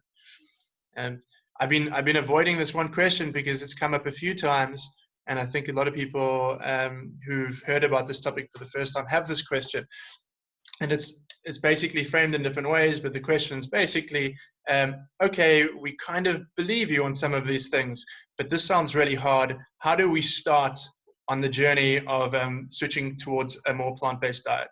I think, again, if everyone can just give their best tips on how to start. We don't have a huge amount of time left. So just maybe your top tip of advice you would give someone in an elevator if they asked you, how do we start the process of going on to a plant-based diet? And we can start with Michelle again. So I would definitely say, don't overburden yourself in thinking that you have to change everything in one day or in 1 week. I mean, it took me 2 years, if I can say it like that, to eventually come to a space where I was like, okay, I'm making the decision to cut out meats completely, cut out dairy completely. So every person's journey looks different, and the time that it takes is different. But I think a lot of things that helped me was finding people who inspired me. For example, looking at recipes, looking at their optimism and their lifestyle in terms of when they went plant-based. So don't know if it's relevant, but somebody that I really enjoyed is a YouTuber. Her channel is called Pick Up Lines. It's also a dietitian, and she really gives awesome advice, really great content for videos. And then I would say just, work with what you've got and make subtle changes as you go along. So maybe also evaluate your diet and say, am I eating enough fruits and vegetables? Am I eating about 2 to 4 fruits a day? No, maybe I should start increasing that a little bit. And once you've done that, you can move on to the next one, maybe reducing your meat to about once a week or less, and then gradually just taking it from there on, and continuing to look at resources that will just help you and keeping your lifestyle creative as well. Great. Then maybe Yachine, because I think you didn't take quite 2 years to transition. Maybe your input. So just my transition was motivated by the results and the outcomes I was seeing in the patients that I was treating. So it was a little bit faster. And I also went into plant-based nutrition by going into the raw food movement and then into the green raw food movement. So it was quite an extreme gateway. But I find that I am in a healthy balance right now, but it's always changing because my body is always changing. The world around me is in a constant state of flux, so I'm having to react and respond to that. My 2 tips would be, number 1, very similar to what Michelle said, plan. Pick a strategy in terms of how you want to incorporate more plant-based foods into your lifestyle, whether it's looking at it by meal basis or by nutrient or food basis, and action that plan consistently. So what I used to do in my practice was start at the top of the day with breakfast, create a healthy, nutritious, beautifully looking breakfast, and have somebody implement that for a month. Once that's part of the norm, then move to your mid-morning snack and then to lunch, and etc., etc. The second tip is we all have emotional attachments to food.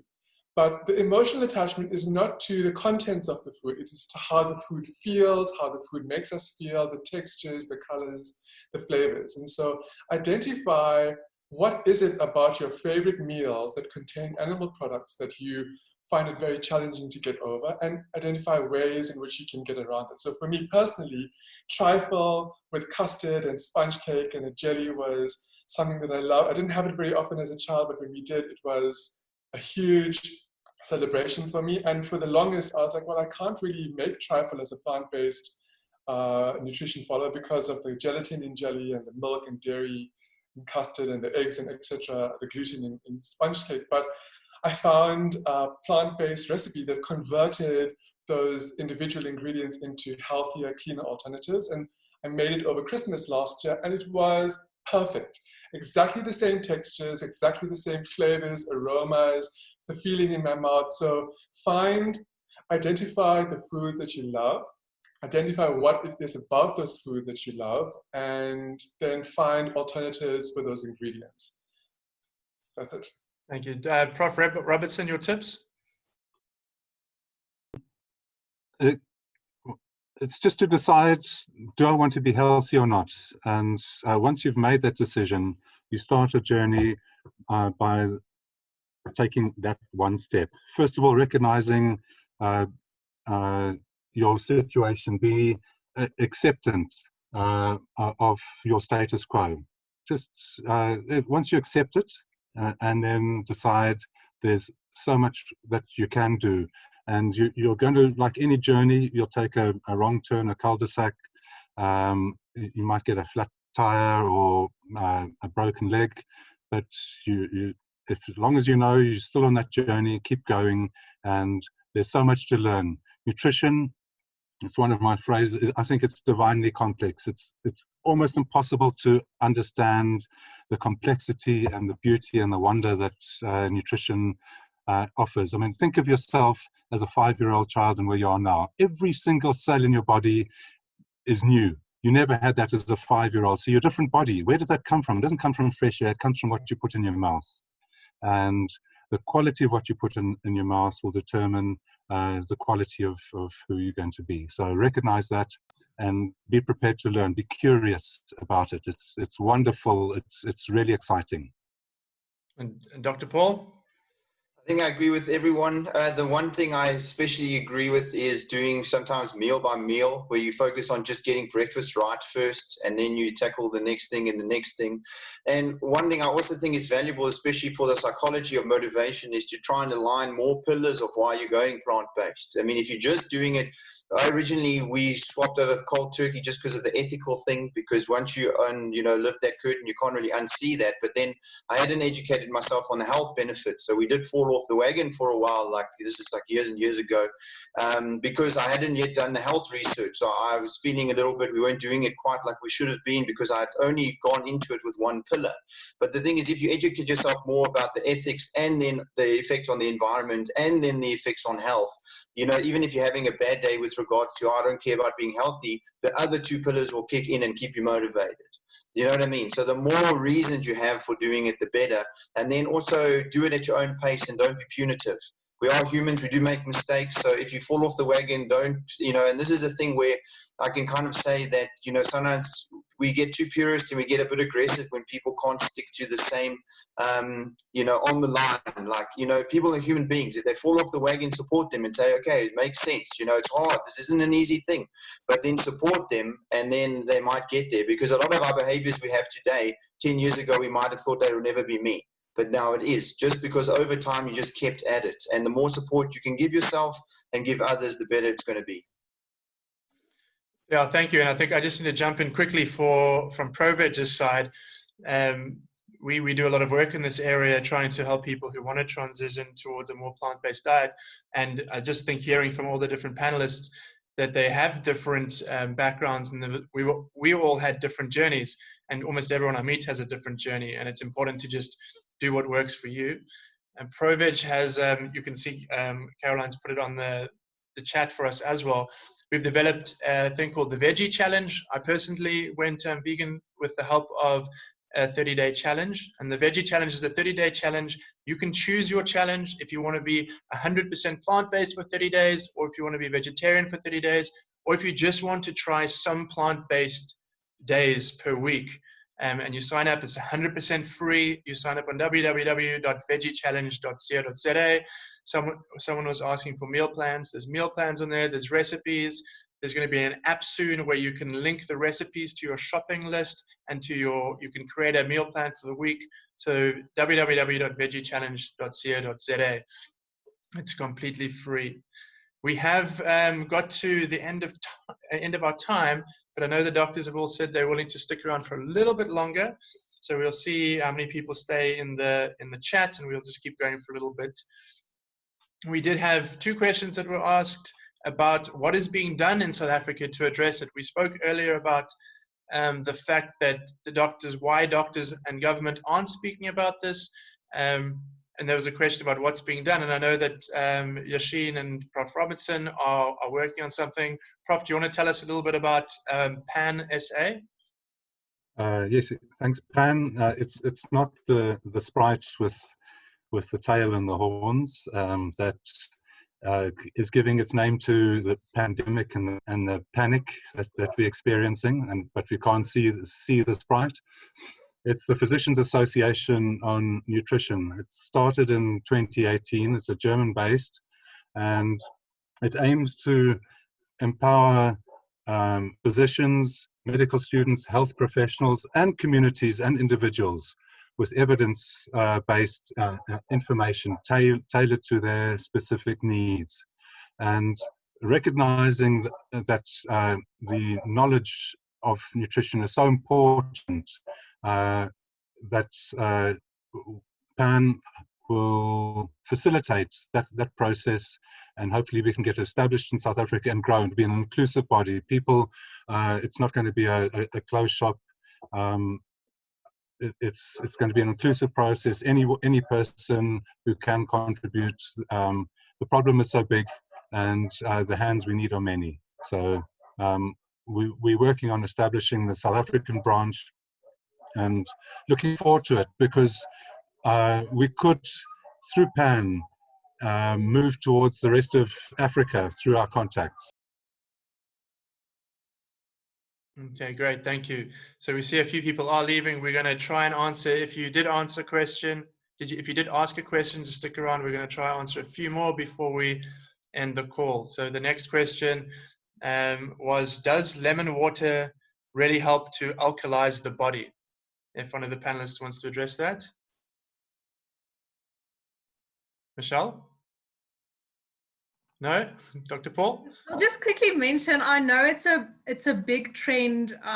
You know, a lot of people do say that you know, it helps with digestion and things like that. But from what I've seen and looked at, it just makes your water taste better. It adds vitamin C and so on. So I'm not 100% sure about the alkalizing thing. I don't think it does. So if anybody else wants to add to that, that would be great. I would just say that with regards to a quantity thing, I mean, you know, the fact that most of the acidity in the body is going to come from eating things that are acidifying to the body, and just like a little bit of drops of lemon in the water, you know, obviously there's not a lot of research to say that it is alkalizing anyway. So the way I would look at it is first to say, why is my body acidic in the first place? And then to remove the stuff that's causing the acidity in the body. So, you know, I would say that, you know, the health benefits, you know, there a little bit of extra vitamin C makes your water taste good. You're drinking more water, you get more hydration. But there's no proven research to say that it alkalizes the body, and you'd be far better off reducing a lot of the proteins that you're eating that are causing the actual acidity in the first place.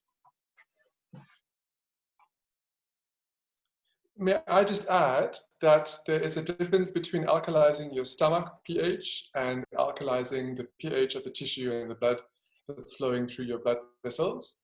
Lemon water and anything that claims to alkalize your body through a nutrition intake, so for example, alkalining powders, all they're doing is dropping the pH of the fluid in your stomach. They're not necessarily having an impact on the pH of your tissue.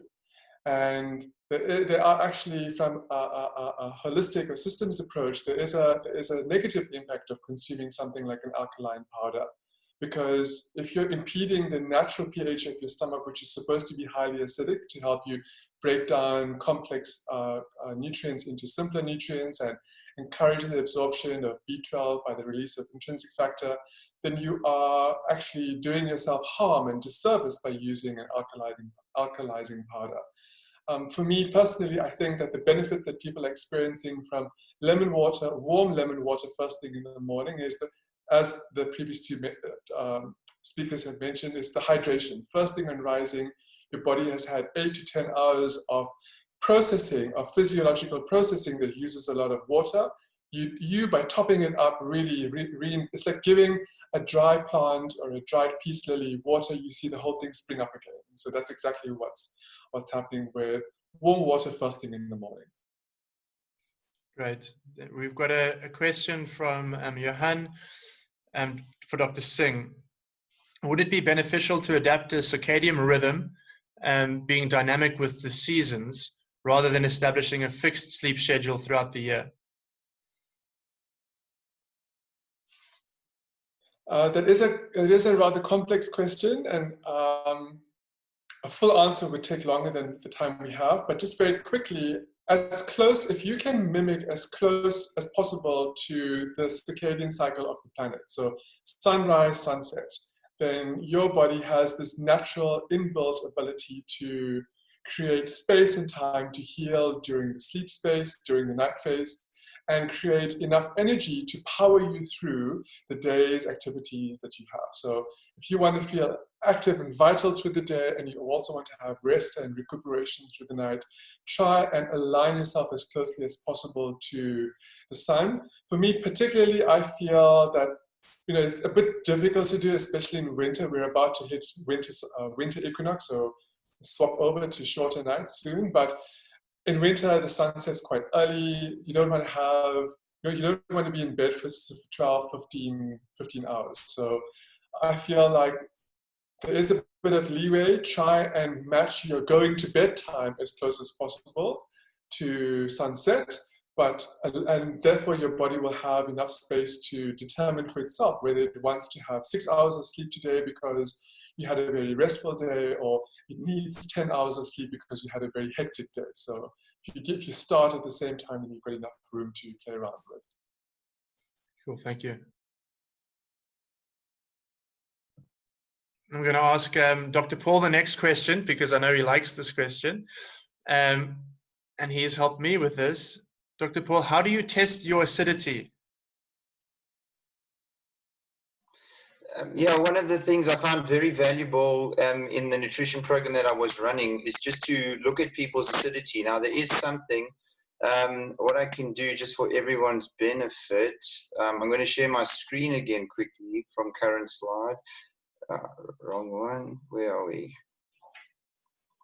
We've lost it. Sorry, Don. It's this guy. There we go. Current slide. Okay.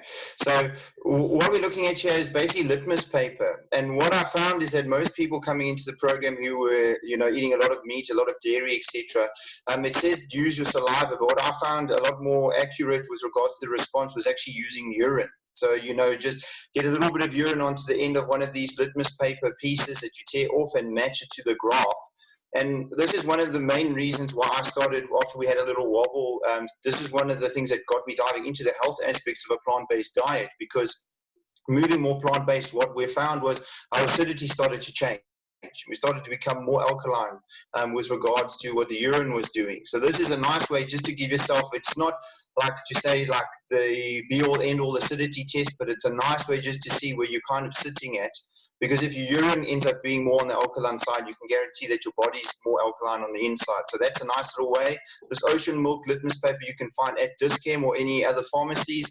And one of the things I found was, people coming in with comorbidities, whether it was diabetes or high blood pressure, high cholesterol, etc., all of them were generally down on the acidic side. So this is a nice general marker for health that I think is a good idea. So if you think that your diet's exactly what it needs to be, get this and then just test every week or every 2 weeks, and you can kind of see how you're going. So that's one of the ways I would recommend. I don't know if some of the other panelists use other means to give a bit of a gauge, but I found this very valuable, especially in those patients who are seeing a good response. All of their blood work that we did with regards to the better cholesterol, the better blood glucose, blood pressure, aligned with the acidity change. So that's another thing where if you can't afford all those fancy tests or whatever, this is an inexpensive way just to give yourself a bit of a gauge as to how acidic your body is and how healthy you are. Cool, thank you. Then I've got a question here for Michelle. What is the recommended daily allowance of zinc, and where can we get that from? Okay, so it's about, for adults, so it will obviously range in amounts when you look at, pregnant women, lactating women, children and adolescents, but for healthy adults, it would be about 8 milligrams a day, and your specific sources would again include legumes, nuts, seeds, soy products, and whole grains. And again, just the important thing to note about the absorption is to soak your legumes and even to soak things like your nuts just to help with the absorption. Cool, thank you. I've just got a question here. What does everyone think of supplements like wheatgrass powder and chlorella? I think maybe we're just talking about superfoods in general and the big rise of superfoods generally. Michelle, maybe you can start with that. Yeah, I think with chlorella, they've talked about vitamin E and vitamin B12, I can't remember correctly, but I think for me and with my clients that I work with, the best thing is just to keep it simple. You can really get your nutrients from your whole foods. I'd rather say spend money on your whole foods rather than spending money on expensive superfoods. Like I said, legumes is actually a superfood and it's a cost-effective one. So I wouldn't necessarily, from my side or from my professional opinion, say that it is necessary. Some of them, yes, obviously you can get benefits from them. But I would say in the long term, do you see yourself buying all of these expensive supplements every month for that matter? Look at things that are sustainable, which is just normal, healthy foods from the earth. Can I just chip in there? I think it's important, the whole food based basis must be there. And once you've been using that, then to determine, you need to deserve your medicine. You need to deserve your supplement. It's not your right to think that I've got a pill for this or that. And I think there should be a green prescription to everyone that's got a chronic disease to see. It's most important to do the diet style change, the behavior change, so that you can take the least amount of medication. Whole food, plant-based, it doesn't mean to say everyone who does it is never going to take any medicine at all. It's there are indications. We all will need them at some stage, but make sure you earn it. Otherwise, supplementation makes you pass most of it out. You excrete it in the urine and feces and sweat. It makes what people say expensive urine, because often if you take these supplements, you see your color of urine changing, and you think, well, and your body isn't using it. So most important is to follow the diet first, and then if later on you find maybe your vitamin D level is inadequate because I'm in the northern hemisphere and the sun doesn't shine for 24 hours, maybe, or you're frail and old and you're indoors and you're not exposed, then you might need it. So first go to the basics, and it's always the best. Sorry, can I just add about the chlorella? It is, some people do want to use it for vitamin B12, but usually the vitamin B12 is not biologically active in that ingredient, so it won't even help necessarily. May I add a comment as well? So just on the topic of superfoods and not supplementation, I would like people to consider the difference between superfoods that are just highly concentrated forms of nutrients that you find in a balanced whole food diet, versus superfoods that are almost like the conductor of an orchestra. So those are your more interventionist, nutraceutical type superfoods such as turmeric or curcuminoids. So from my perspective, those interventionist type superfoods are useless unless you have a full orchestra to conduct. So if you don't have a healthy whole food plant-based diet to work with, but you're pumping in a bunch of interventionist superfoods, then you kind of filling your body with conductors and no violinists and no cellists. And so, conductors don't really make the sound of the orchestra. They only are able to work with the orchestra when the orchestra is full. And so from that perspective, those interventionist superfoods should be limited. They should be used appropriately and for a determined period of time, not daily, not for months or years on end. In terms of the high nutrient content superfoods, I think it's much cheaper and a lot more balanced to get those nutrients from a whole food plant-based diet than to use a superfood that highly concentrates those nutrients into one ingredient but maybe excludes a bunch of other cofactors that may be present in other plant-based sources of the nutrient.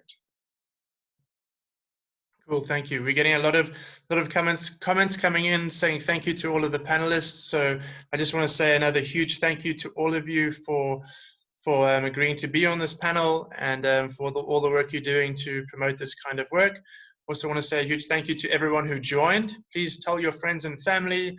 Like we said, we are going to send you a link to the recorded webinar with some other information on it. And if you have any questions that we haven't answered, we're going to try and answer those.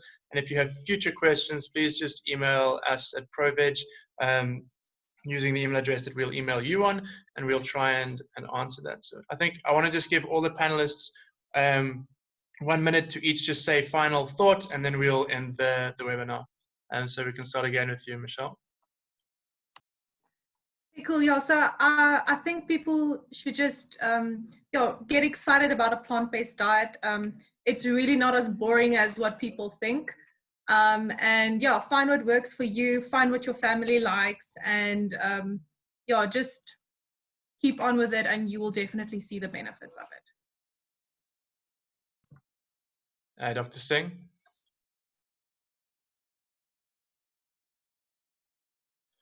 I want to just reiterate what Michelle mentioned earlier about accessing people or resources that have information that may help you in your journey towards a sustainable plant-based lifestyle. The fact of the matter is, this is not a short-term intervention. We don't want this to be a diet fad. We don't want you to stop, start, because that in itself causes a lot of harm and inflammation.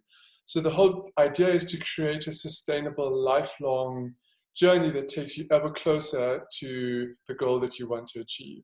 And so there are people on this panel that you can reach out to via the internet, through ProVeg, or directly. Lots of resources on the internet for recipes, for information, for research. So use those to help support, prepare yourself forward, but don't be stuck in the research gathering phase. You don't want to get stuck in that cul-de-sac of continuously finding and researching and preparing without taking action. So it's that balance of accessing us as a panel or as a group of individuals, but taking action, creating a plan, a stepping stone plan that you can use to move forward. Thank you. Prof. Robertson? There's so many bits that one can say, but I think start the journey.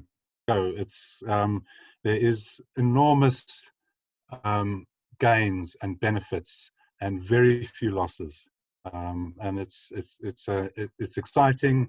It connects you back with life on the planet and with human beings, and it's working towards a post-COVID society. So start your journey and enjoy it. It's a wonderful journey. And Dr. Paul? First, just thank you to you, Don, and ProVeg for all you guys are doing. Don and I, we've known each other for a long time. We've been in this game for a while. And also, I'd like to say thank you to the other panelists. It's very nice to see other professionals coming into the game and being so knowledgeable about things and being willing to, take a Saturday afternoon to share their knowledge. It's really, really cool to see.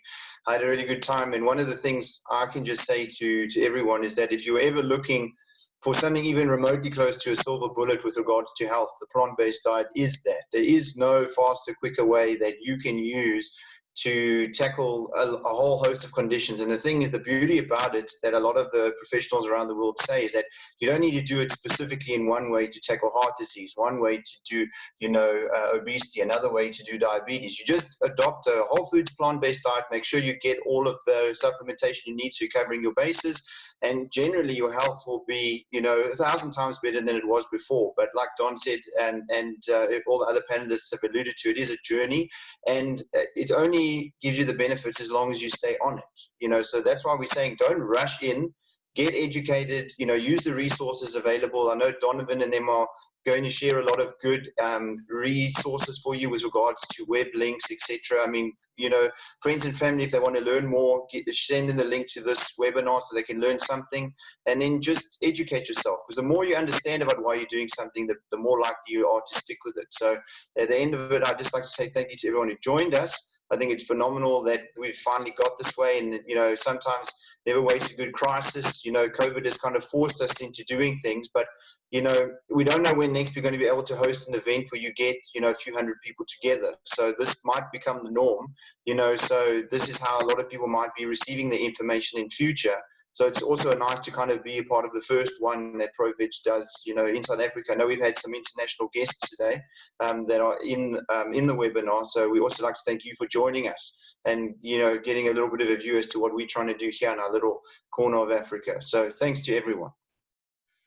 Yeah, thank you. Thank you very much. I think my last big thank you that needs to go out is someone that we haven't noticed that much, but Caroline on the ProVeg team, who's been answering some of the questions and making some comments. She put the webinar together. She organized everything from behind the scenes. So thank you to Caroline for organizing that for us. And we would like to do these kind of things more in the future. So if you have questions, if you have whole topics that you would like ProVeg to try and organize a webinar on, please message us, let us know whether they're more specific about different aspects of health or if they're on other aspects related to plant-based diet. Just let us know and we'll see what we can do to organize those. But I think that's all we have time for. So thank you very much and hopefully see you next time. Cheers.